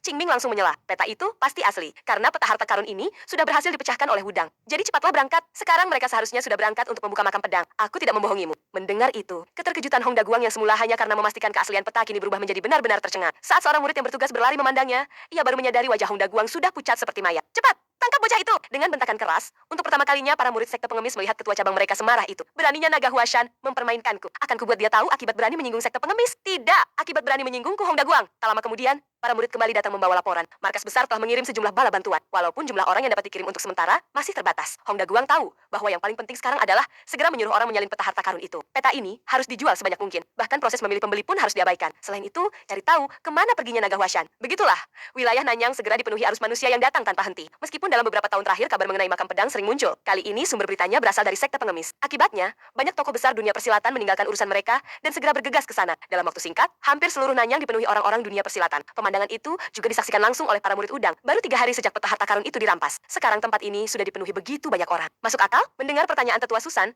para murid tidak berani mengabaikannya. Sepertinya, Huashan telah menyebarkan kabar bahwa makam pedang berada di suatu tempat di Nanyang. Melihat situasi saat ini, tetua Susan segera memahami maksud Huashan. Jadi, tujuan mereka adalah mencegah Hudang memasuki makam pedang sendirian. Benar-benar licik. Memang dunia persilatan penuh tipu daya. Namun, karena semua orang datang ke Nanyang, berarti belum ada seorang pun yang berhasil memecahkan rahasia peta harta karun itu. Dan jelas mereka semua sudah mengetahui kedatangan kita. Hanya saja, setiap orang pura-pura tidak melihat kita. Kurasa, mereka sedang menunggu Hudang bergerak lebih dulu. Tetapi, kita adalah Hudang. Setiap murid kita memiliki kemampuan yang tidak bisa dibandingkan dengan mereka. Di dunia ini, selama kita ingin melangkah ke suatu tempat, aku rasa tidak ada seorang pun yang mampu menghalangi. Para murid segera menuju makam pedang. Tak lama lagi, semua orang akan mengerti. Selama ini kita berhati-hati hanya untuk menghindari masalah. Bukan karena kita takut kepada mereka. Pada saat yang sama, di Huaingmen, Hong Daguang akhirnya menemukan tempat Qingming berada. Baitian juga mengenali orang yang datang. Itu ketua cabang Luoyang. Ia menghela napas panjang. Tuhan saja yang tahu masalah apa lagi yang dibuat anak itu. Dan jelas sekali, tatapan Hong Daguang kepada Qingming sama sekali tidak bersahabat. Sebenarnya, dugaan Baitian memang benar. Hong Daguang benar-benar sudah kehabisan kesabaran. Sekarang Nanyang dipenuhi orang-orang dunia persilatan. Jumlah mereka bahkan lebih banyak daripada penduduk setempat. Dan semua ini kemungkinan besar adalah hasil perhitungan Qingming. Walaupun ia sangat kesal, ia juga ingin tahu apa sebenarnya rencana naga Huashan dalam semua ini. Namun Qingming sama sekali tidak berniat menjelaskan. Aku hanya datang untuk menonton keramaian. Lagi pula aku sudah mendapatkan begitu banyak uang. Masih ada apa yang perlu dikhawatirkan? Melihat sikap Qingming seperti itu. Kalau bukan karena sebelumnya ia sudah melihat kekuatan bocah itu, Hong Daguang mungkin sudah menghajarnya lebih dulu. Dipikir-pikir, sehari sebelumnya Qingming memang datang ke sini membawa uang tanpa sedikit pun menyembunyikannya. Sekarang, apapun yang terjadi, ia memang sudah tidak bisa berbuat apa-apa lagi. Sementara itu, Hudang sudah bersiap menuju makam pedang. Dengan hanya 2 orang bala bantuan yang baru tiba, jangankan menghadapi Hudang, bahkan menghadapi orang-orang yang datang karena desas-desus pun, mereka tidak sanggup. Kalau begitu, jika ingin memasuki makam pedang, satu-satunya harapan yang tersisa hanyalah Qingming. Memikirkan hal itu, Hong Daguang hanya bisa menghela napas panjang. Benar-benar permainan takdir. Meskipun otaknya memang agak tidak normal, Kalau dibilang dia tidak punya rencana, rasanya mustahil dia membuat semua ini terjadi. Kali ini, dia adalah harapan terakhirku. Sementara itu, Qingming sedang mengunyah daging panggang sambil melirik ke arahnya. Kenapa? Mau minum segelas? Melihat Qingming masih sempat minum-minum, Hong Daguang benar-benar tidak habis pikir. Apakah bocah ini tidak tahu bahwa di luar sana, para pendekar dunia persilatan sudah berbondong-bondong datang seperti kawanan anjing yang berebut mangsa? Benar. Benar, sekumpulan orang bodoh. Sudah keluar uang, keluar tenaga lagi. Aku benar-benar tidak mengerti. Ucapan itu akhirnya menghancurkan sisa kesabaran Hong Daguang. Bocah sialan, bukankah kau juga mengincar pil Hunyuan? Kalau sekarang kau melakukan ini, bukankah sama saja membuat gaun pengantin untuk orang lain? Sebelum ia selesai berbicara, Liu Shigu tiba-tiba muncul di belakang mereka berdua. Harus diakui, kemunculannya yang tanpa suara bahkan membuat Hong Daguang terkejut. Sudah bergerak. Mendengar itu, terdengar suara kerak. Qingming langsung berdiri dengan gembira. Paman guru, kakak senior, ayo kita berangkat. Begitulah. Sebelum Hong Daguang sempat bereaksi, kelima orang itu sudah menghilang dari tempatnya. Baru saat itu ia tersadar dan berteriak. Masih bengong aja. Cepat kejar. Sial. Kita harus terus mengikuti orang-orang Huashan. Kalau tidak, kali ini aku benar-benar rugi besar. Ayah, sebenarnya ada apa ini? Mendengar pertanyaan putranya, ketua sekte Huaing juga tidak mengerti. Namun sekarang ia sama sekali tidak berani bersikap sembarangan. Ia hanya bisa berkata dengan yakin. Mungkin mereka memiliki rencana mereka sendiri. Tak lama kemudian, rombongan Wudang meninggalkan kota Nanyang. Mereka berusaha menuju lokasi makam pedang secepat mungkin. Namun yang mengejutkan, orang-orang yang membuntuti mereka juga mengejar dengan kecepatan tinggi. Semula mereka mengira orang-orang itu setidaknya masih akan segan terhadap Wudang. Namun sekarang, tampaknya kabar tentang Yaoshan membuat mereka benar-benar bertekad untuk terang-terangan melawan Wudang. Kalau begitu, Wuren, pimpin orang-orang dan singkirkan mereka. Begitulah. Para murid generasi pertama Wudang tiba-tiba berhenti. Yang menghadang mereka adalah sekelompok besar praktisi dunia persilatan yang jumlahnya sangat banyak. Kedua belah pihak tidak banyak bicara. Tak lama kemudian, suara ledakan dan benturan terus-menerus bergema dari dalam hutan. Suzan mengerti. Saat ini, menekan mereka dengan kekuatan adalah cara yang paling efektif. Bagaimanapun, orang-orang yang sudah dibutakan oleh keserakahan, jika hanya dinasihati dengan kata-kata baik, justru akan menimbulkan korban yang lebih besar. Begitulah, mereka akhirnya tiba di lokasi yang ditandai pada peta. Namun, pemandangan di depan mereka membuat Susan juga tercengang. Di tengah hamparan hutan yang luas, hanya tempat itu yang benar-benar kosong. Kalau biasanya orang lewat, mungkin hanya akan merasa tempat itu sedikit aneh. Namun jika sejak awal datang dengan penuh kecurigaan, memikirkan hal itu, Susan segera melambaikan tangannya. Para murid pun segera berpencar. Masing-masing mulai mencari pintu masuk ke makam pedang. Dan cara mereka mencari juga sangat sederhana. Karpet demi karpet, mereka menusukkan pedang panjang ke tanah untuk mencari keanehan di bawah permukaan. Meski area terbuka itu sangat luas, tak lama kemudian terdengar suara retakan pelan. Susan segera menangkap kejanggalan itu. Tanpa berkata apapun, ia mencabut pedangnya dan menusukkannya ke tanah. Dengungan yang datang dari bilah pedang membuat sudut bibirnya terangkat. Di sini, ia segera mengalirkan tenaga dalam ke pedangnya. Seketika tanah di sekelilingnya mulai bergetar, seolah-olah diaduk. Para murid yang berdiri agak dekat bahkan bisa merasakan getaran kuat dari bawah kaki mereka. Sesaat kemudian, saat tenaga dalam yang dituangkan Susan semakin besar, ia memutar pedangnya dengan keras lalu mencabutnya. Tanah di sekitarnya langsung bergolak seperti lautan yang mengamuk. Kabut tebal dalam jumlah besar menyembur keluar. Diiringi ledakan chi pedang Susan yang semakin dahsyat, tanah dan debu beterbangan seperti lumpur. Sebuah lubang raksasa beserta sebuah gerbang besi yang sangat besar pun muncul di hadapan mereka. Akhirnya gerbang makam pedang ditemukan. Pada saat yang sama, para murid generasi pertama sudah mulai terdesak. Banyak tokoh dunia persilatan akhirnya melihat apa yang muncul di tanah lapang itu. Sepertinya Udeng menemukan sesuatu di sana. Berarti mereka sudah menemukannya. Orang yang berada di barisan depan langsung berteriak. Serbu, mereka sudah menemukan pintu masuk makam pedang. Teriakan itu membuat mata hampir semua orang berubah penuh keserakahan. Mereka menyerbu ke arah makam pedang seperti orang gila. Tak lama kemudian, mereka berhasil menerobos pertahanan para murid generasi pertama. Namun tepat saat beberapa orang hampir mencapai tetua Shusan, wajahnya sama sekali tidak menunjukkan kepanikan. Perlahan, ia mengucapkan, Shuyen, detik berikutnya, seluruh senjata para penyerang hancur dalam sekejap. Ia menggenggam gagang pedangnya. Hanya dalam satu gerakan, semua orang langsung ditebas hingga roboh. Setelah itu ia seolah tidak terjadi apa-apa dan menoleh kepada kakak senior Shusan. Mereka datang jauh lebih ganas daripada yang kuduga. Tolong bantu Woron memperoleh waktu. Begitu aku mendapatkan pil Hunyuan, kita segera mundur. Shusan kembali menatap gerbang itu. Jelas sekali gerbang tersebut bukan sesuatu yang bisa dibuka orang-orang itu. Ia memerintahkan para murid untuk mengangkatnya. Bahkan Ci pedang tadi pun tidak mampu meninggalkan sedikit pun bekas pada gerbang itu. Itu membuktikan bahwa gerbang ini jelas bukan gerbang besi biasa. Kalau begitu, aku tidak akan menggunakan Ci pedang. Aku akan menggunakan gang pedang untuk membukanya. Ia lalu memusatkan tenaga dalam yang telah memadat menjadi gang pedang ke bilah pedangnya. Terdengar beberapa dentuman keras. Gerbang itu benar-benar terpotong menjadi beberapa bagian seperti tahu. Namun saat gerbang itu hancur, ia mendadak menyadari sesuatu. Ia langsung melompat mundur. Ternyata di balik gerbang itu terdapat sebuah jurang vertikal yang mengarah ke bawah. Kedalamannya bahkan tak terlihat ujungnya. Pemandangan itu membuatnya menghela napas. Kalau tadi aku langsung masuk tanpa berpikir, mungkin aku sudah jatuh ke dalamnya tanpa persiapan. Kalau ingin mendapatkan pil Hunyuan, berarti harus melompat ke dalam lubang hitam ini. Benar. Benar, dunia persilatan memang penuh bahaya. Tetapi sekarang kita sudah menunggang harimau dan tak bisa turun. Para murid tidak mungkin bisa terus menahan gerombolan orang-orang gila yang matanya sudah dipenuhi keserakahan. Q1, aku yang memimpin di depan. Kau lindungi Uron dan murid-murid lainnya menyusul. Yang lain ikut di belakangku, walaupun mereka tidak tahu apa yang ada di bawah sana. Sekalipun tempat itu dipenuhi kegelapan yang mampu menelan cahaya, tempat itu tetap tidak akan mampu menghentikan mereka. Pada saat yang sama, seorang murid Wudang bersama sebatang pohon besar terlempar hingga dekat pintu masuk. Ia benar-benar tidak habis pikir. Orang kasar dari istana Juli itu ternyata muncul secara kebetulan. Dan dari sikapnya, jelas ia sama sekali tidak menaruh hudang di matanya. Entah mengapa, tubuhnya sebesar itu. Tetapi saat mendekat kecepatannya luar biasa. Jelas serangan ini sudah tidak mungkin lagi ia tangkis ataupun hindari. Bayangan kematian perlahan memenuhi pandangannya. Tepat saat itu terdengar suara benturan. Tetua Shuyan tiba-tiba muncul dan menahan serangan tersebut. Namun Mo Huai tampaknya sama sekali tidak menyadari keanehan itu. Tubuh lawannya sekecil itu, tetapi mampu dengan mudah menahan serangan kapak yang telah dipenuhi tenaga dalamnya. Hal itu justru membuktikan bahwa kekuatan lawannya jauh lebih mengerikan daripada yang terlihat. Tak seorang pun menyadari bahwa di tepi hutan, beberapa orang dari sekte tangan beracun sedang menyaksikan semua itu sambil tersenyum. Jelas mereka berniat menjadi nelayan yang mengambil keuntungan. Namun pria itu tidak menyadari bahwa beberapa sosok telah muncul diam-diam di belakangnya. Saat ia menyadari, ada orang yang datang lebih lambat daripada mereka. Tinju Qingming sudah lebih dulu menghantam wajahnya hingga ia terpental. Begitulah, rencana 3 orang dari sekte tangan beracun bahkan belum sempat dimulai, tetapi sudah berakhir. Sementara itu, Mo Huai sudah benar-benar dikuasai nafsu membunuh. Bagi mereka, daya tarik pil Hunyuan telah melampaui moral dunia manapun.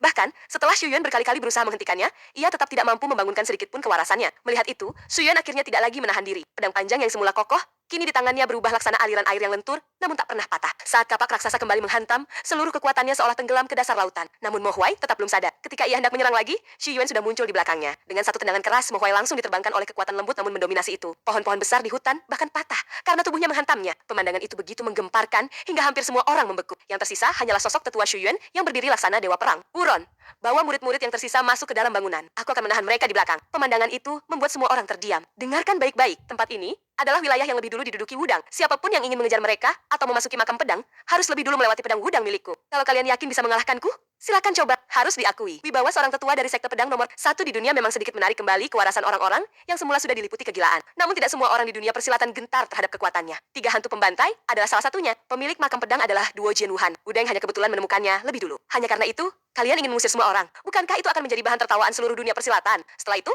Dan Luochen dan Chiu Fu juga berdiri di pihak yang sama. Melihat hal itu, Si Yuan mulai merasa tertekan. Menghadapi 2 orang itu saja sudah sangat sulit baginya. Ia benar-benar tidak menyangka. Dalam waktu sesingkat ini, begitu banyak tokoh terkenal akan berdatangan. Yang lebih merepotkan lagi, keduanya sama sekali tidak berniat hanya melawannya. Mereka justru menghasut semua orang yang hadir. Dengan begitu, situasi yang semula masih kacau akan segera berubah menjadi pertarungan sepihak. Xu Yuan benar-benar tidak memiliki pilihan lain. Ia hanya bisa melepaskan auranya sambil mengancam. Aku sudah memperingatkan kalian, kalau ingin memasuki makam kuno ini, kalian harus mengalahkanku lebih dulu. Dan Luochen tidak membuang waktu lagi. Ia melangkah maju. Namun ia tidak menyadari bahwa seluruh murid Wudang sebenarnya sudah lebih dulu memasuki makam pedang. Saat ki pedang Xu Yuan mengangkat debu ke udara, ia sendiri justru melompat dan langsung menuju pintu masuk. Ketika semua orang menyadarinya, sosoknya sudah menghilang. Jelas sekali, ia berhasil masuk. Namun pemandangan itu justru semakin memancing kegilaan para pendekar. Agar bisa mengejar Wudang lebih dulu, mereka kembali mengayunkan senjata ke segala arah. Untungnya, 3 hantu pembantai tidak berniat langsung bertarung dengan si Ufu. Mereka hanya saling bertukar pandang dan langsung memahami maksud masing-masing. Bagi mereka, medan pertempuran yang sesungguhnya adalah tempat perebutan pil Hunyuan nanti. Sementara itu, di luar makam pedang, tempat itu telah berubah menjadi neraka hidup. Demi meningkatkan peluang mendapatkan pil Hunyuan, mereka telah menganggap semua orang selain diri sendiri sebagai musuh. Setiap orang membawa niat membunuh siapapun yang menghalangi. Pemandangan itu membuat Qingming sedikit tertekan. Aku benar-benar tidak menyangka akan menarik orang sebanyak ini. Tapi sudahlah, kita juga maju. Yang paling menderita tentu Bai Tian. Wajahnya benar-benar seperti orang yang dipaksa naik kapal pencuri. Namun sekarang, mereka hanya bisa meningkatkan kewaspadaan sepenuhnya. Karena ini bukan lagi berada di dalam sekte. Sedikit saja melakukan kesalahan, nyawa mereka bisa melayang. Kalau tidak ingin mati, minggir semua. Walaupun sebagian besar kekuatan orang-orang di sini jauh di bawah mereka, semua orang benar-benar bertarung mati-matian. Aura saling membunuh yang langsung terasa sejak saling berhadapan, membuat para pendekar pengembara terlihat jauh lebih berpengalaman. Saat itu, Injong akhirnya menyadari sesuatu. Orang-orang yang sebelumnya ditakuti Qingming, kini perlahan mulai mengincar mereka. Baru sekarang ia sadar, selama ini mereka tidak menyadarinya.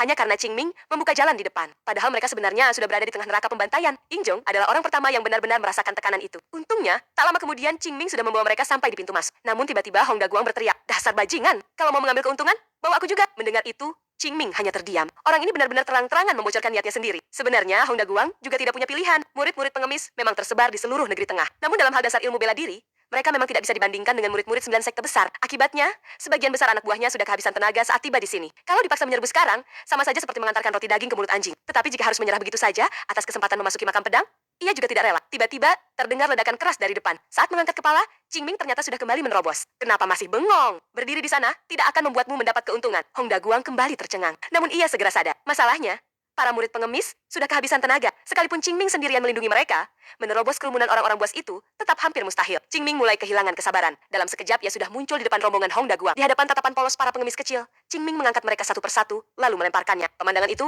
membuat Hong Daguang benar-benar terpaku. Harus diakui, setelah mengetahui lokasi tujuannya, lemparan Qingming sangat akurat. Satu demi satu murid pengemis dilempar tepat menuju pintu masuk. Terakhir, giliran Hong Daguang. Melihat ekspresinya, jelas ia masih belum pulih dari keterkejutannya. Namun Qingming tidak memedulikannya. Setelah semuanya selesai, ia menarik kembali tenaganya. Walaupun mungkin masih akan ada orang lain yang bisa dimanfaatkan datang kemudian. Tetap tinggal di sini tidak akan memberikan keuntungan apapun. Memikirkan hal itu, ia kembali bergerak cepat. Saat mendarat lagi, ia sudah berada di depan pintu masuk. Semuanya, sampai jumpa lain kali. Setelah berkata demikian, Qingming melompat mundur. Saat tubuhnya berada tepat di atas lubang, Terdengar ledakan udara yang diinjaknya, diiringi kelopak-kelopak bunga plum, Qingming pun memasuki bangunan itu. Begitulah, pintu masuk makam kuno Yao Xian dihancurkan begitu saja olehnya. Sementara itu, rombongan yang lebih dulu memasuki makam kuno, kini juga menghadapi sedikit masalah. Tiga hantu pembantai, awalnya memang sudah merupakan para berandal yang cukup terkenal di dunia persilatan. Setelah memasuki makam pedang, mereka sama sekali tidak berniat berjalan bersama kelompok bocah-bocah ini. Melihat situasi itu, Bai Tian hanya bisa maju menghadapi mereka. Walaupun ia sendiri tidak yakin, apakah dirinya sekarang mampu mengalahkan beberapa orang yang sudah terkenal itu. Saat ia sedang berpikir, tiba-tiba, terdengar ledakan keras dari sisi ketiga orang tersebut. Pria itu melirik ke samping. Saudaranya sudah diinjak jatuh ke tanah oleh seorang pemuda. Makhluk apa kalian ini? Kalian siapa? Sudahlah,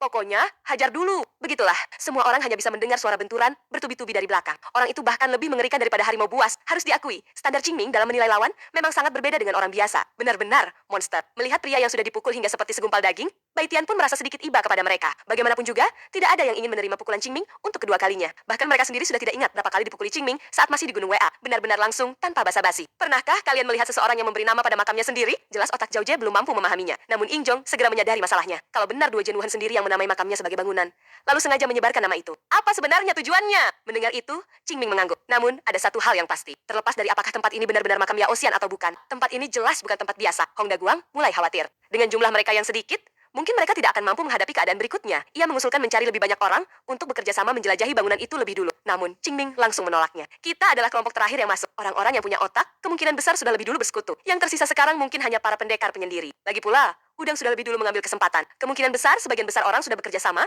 untuk menghadapi para ahli sejati dari 9 sekte dan 1 perkumpulan. Kalaupun mereka mati, setidaknya mereka akan menggigit sepotong daging Udang. Memikirkan itu, Qingming diam-diam sangat senang. Hong Daguang tiba-tiba memiliki firasat. Apakah semua ini memang berjalan sesuai rencana Qingming? Huashen, Shenlong, aku tidak tahu apa rencanamu. Tapi kalau mereka lebih dulu menemukan pil Hunyuan, semuanya akan berakhir. Qingming tentu memahami hal itu. Ayo berangkat. Oh ya, kenapa kau masih mengikutiku? Seumur hidupku, aku belum pernah mendengar pengemis bisa membantu sesuatu. Paling-paling kalian hanya bisa mengumpulkan informasi. Tunggu, kalau dipikir-pikir, itu juga lumayan. Saat aku baru sadar dulu, orang yang memukuliku itu, Paman, Anda memang kepala cabang pengemis bukan? Kalau begitu, kedudukanmu di seluruh perkumpulan pengemis sebenarnya setinggi apa? Mendengar pertanyaan itu, Hong Daguang langsung bersemangat. Di seluruh perkumpulan pengemis, jumlah pengemis yang kedudukannya lebih tinggi darinya, paling banyak tidak sampai 100 orang. Kalau begitu, orang dengan status seperti murid generasi pertama pun bisa ia perintah sesuka hati. Mendengar itu Qingming juga langsung tertarik. Kalau begitu, ikutlah. Di cabang Wuhan ada seorang pengemis kecil bernama Chongba. Nanti setelah keluar dari sini, tangkap dia untukku. Aku masih punya urusan budi yang belum selesai dengannya. Begitulah, rombongan itu berjalan perlahan menuju bagian terdalam makam kuno. Karena di sepanjang dinding tertanam banyak mutiara cahaya malam sebesar telur angsa. Tempat itu jauh lebih terang daripada yang mereka bayangkan. Dari situ saja sudah terlihat betapa luar biasanya kekayaan Yao Xian. Saat sedang berpikir,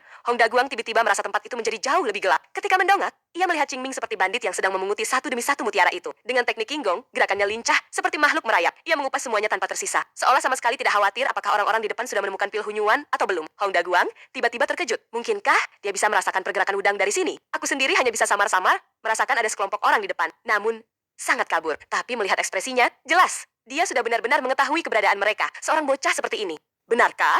Sudah mencapai tingkat seperti itu? Qingming berkata, Paman, justru karena mereka turun lebih dulu, kita bisa berjalan semudah ini. Teruslah, maju. Nanti, kau akan mengerti. Saat itu, Injong juga menyadari sesuatu. Lorong di depan semakin lama semakin sempit. Semula masih cukup untuk 5 pria dewasa berjalan berdampingan. Sekarang sudah terasa sangat sesak. Dan sejak tadi, selalu ada bau aneh yang tercium. Orang pertama yang menyadarinya adalah Liu Shi. Bau ini, bau darah. Sejak saat itu, tak seorang pun berbicara lagi. Perasaan gelisah perlahan memenuhi hati rombongan Huashan. Tak lama kemudian semua orang membeku. Qi Qingming, apa yang sebenarnya terjadi? Semua orang tercengang. Darah yang mengalir dari sudut mulut mayat-mayat itu berwarna hitam pekat. Jelas mereka semua mati karena racun yang sangat mematikan. Sepertinya mereka terkena jebakan di tempat ini. Lihat, di tubuh mereka tertancap begitu banyak jarum halus. Dan sepertinya jarum-jarum itu ditembakkan dari segala arah. Melihat itu, Hong Daguang pun ikut terkejut. Tadi sangka Yao Xian, yang sepanjang hidupnya terkenal karena kebajikan, justru memasang jebakan sekejam ini di dalam makamnya sendiri. Semuanya, cepat jalan. Kalau terus berada di sini, kita juga bisa ikut keracunan. Mulai sekarang, jangan sembarangan menyentuh benda-benda di sekitar. Ingat baik-baik. Inilah dunia persilatan. Di tempat ini, nama Huashan tidak bisa melindungi kita. Aku memang tidak tahu orang seperti apa Yao Xian sebenarnya. Tetapi ada satu hal yang pasti. Tempat ini jelas bukan sekadar gudang penyimpanan harta. Alasan dibalik semua jebakan ini kemungkinan besar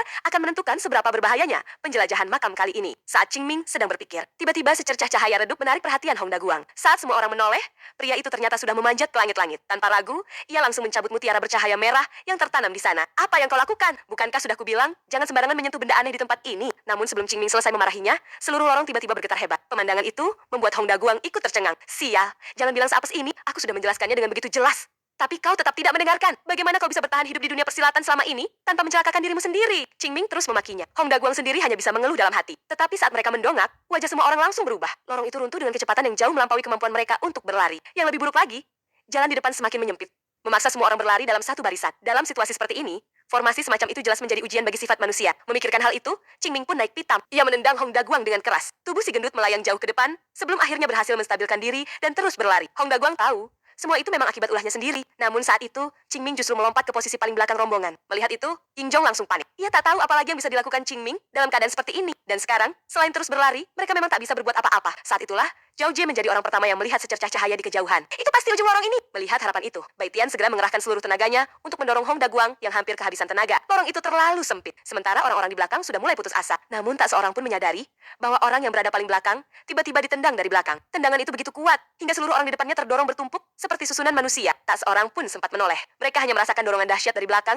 sebelum tubuh mereka melesat keluar dengan posisi yang sangat kacau. Di saat yang sama, lorong di belakang mereka runtuh sepenuhnya. Mereka berhasil selamat. Namun sebelum sempat bersyukur, semua orang menyadari sesuatu. Tendangan barusan. Itu pasti dilakukan Qingming untuk mendorong mereka keluar, sedangkan dirinya sendiri terkubur hidup-hidup di dalam lorong yang runtuh. Xiao Jie dan Ying Zhong tak sempat berpikir panjang. Mereka seperti orang gila, terus menggali mulut lorong yang kini sudah tertutup rapat. Pemandangan itu juga membuat Hong Daguang benar-benar terpaku. Huashan Shenlong, seorang pemuda yang seharusnya kelak menjadi legenda dunia persilatan, kini justru gugur karena kesalahannya. Bagaimana mungkin ia bisa menerima kenyataan seperti itu? Tubuhnya gemetar, air mata mengalir tanpa bisa ditahan. Kenapa? Huashan Shenlong. Namun sebelum teriakannya selesai, boom, mulut lorong tiba-tiba meledak. Saat debu menghilap, Qingming benar-benar keluar dari dalam reruntuhan. Kekuatan seperti itu benar-benar sulit dipercaya. Hong Daguang bahkan tak sempat memikirkan bagaimana Qingming melakukannya. Ia hanya merasa sangat gembira karena pemuda itu masih hidup. Kalau saja rasa sakit akibat tulang-tulangnya yang bergeser tidak datang tiba-tiba, ia hampir lupa dengan kesalahan besar yang baru saja diperbuatnya. Qingming memandangnya lalu berkata, "Aku yakin kau punya banyak hal yang ingin dikatakan. Tapi kalau semua masalah di dunia bisa diselesaikan hanya dengan beberapa patah kata,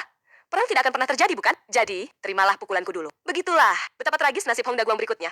Cukup melihat ekspresi semua orang saja sudah bisa dibayangkan. Sementara itu, di bagian terdalam makam kuno, rombongan Wudang sudah berjalan sangat jauh dengan tetua agung yang membuka jalan. Berbagai jebakan dan bahaya di sepanjang perjalanan berhasil dihancurkan satu persatu dengan kekuatan mutlaknya. Kini ia benar-benar memiliki penilaian baru terhadap Yao Xian dari 1000 tahun lalu. Tak peduli seberapa besar orang-orang memujinya semasa hidup. Baginya, sekarang, orang itu jelas merupakan sosok yang licik dan kejam. Selain itu, situasi mereka juga semakin tidak menguntungkan. Mereka bisa merasakan bahwa orang-orang di belakang hampir berhasil menyusul. Semuanya hampir lepas kendali. Orang-orang itu bukan saja tidak saling berjaga, bahkan memilih bekerja sama untuk sementara. Keadaan ini terlalu aneh. Mungkinkah semua ini memang direncanakan oleh bocah Huashan itu? Namun pikiran itu segera ia singkirkan. Sekarang yang terpenting adalah menghentikan para pengejar. Karena itu, ia memerintahkan adik seperguruannya membawa sebagian besar murid untuk bertahan menghadapi musuh. Sementara dirinya membawa Zhen Shen dan 2 murid lainnya mempercepat langkah. Jelas, ia sudah siap mengorbankan apapun demi memperoleh pil Hunyuan. Namun mereka belum berlari terlalu jauh. Di depan kembali bermunculan kilatan cahaya redup. Zhen Shen segera menyadari bahwa itu adalah hujan anak panah beracun. Hal itu membuat kemarahan tetua agung terhadap Yao Xian semakin memuncak. Namun setelah berhasil menahan gelombang jebakan tersebut, semua orang langsung terdiam. Di depan mereka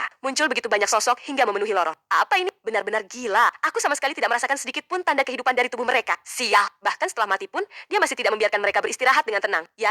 Oh, Qian, mungkin selama ini aku benar-benar tidak memahami makna di balik nama itu. Kalau begini terus, mungkin tak seorang pun akan bisa keluar hidup-hidup dari tempat ini. Sementara itu, di sisi lain, Hong Daguang mengeluh sambil memegangi kepalanya yang penuh benjolan. Katanya bagaimanapun juga, ia adalah seorang senior. Melihat itu, Qingming masih ingin menghajarnya beberapa kali lagi. Namun entah mengapa, terus memukuli orang yang tampak jauh lebih tua darinya, terasa sedikit aneh. Yang menarik, kecerobohan Hong Daguang barusan tampaknya juga membuat anak buahnya mulai mengeluh. Mendengar mereka mengeluhkan nasib karena memiliki kepala cabang seperti dirinya, Hong Daguang hanya bisa merasa semakin letih, baik secara fisik maupun mental.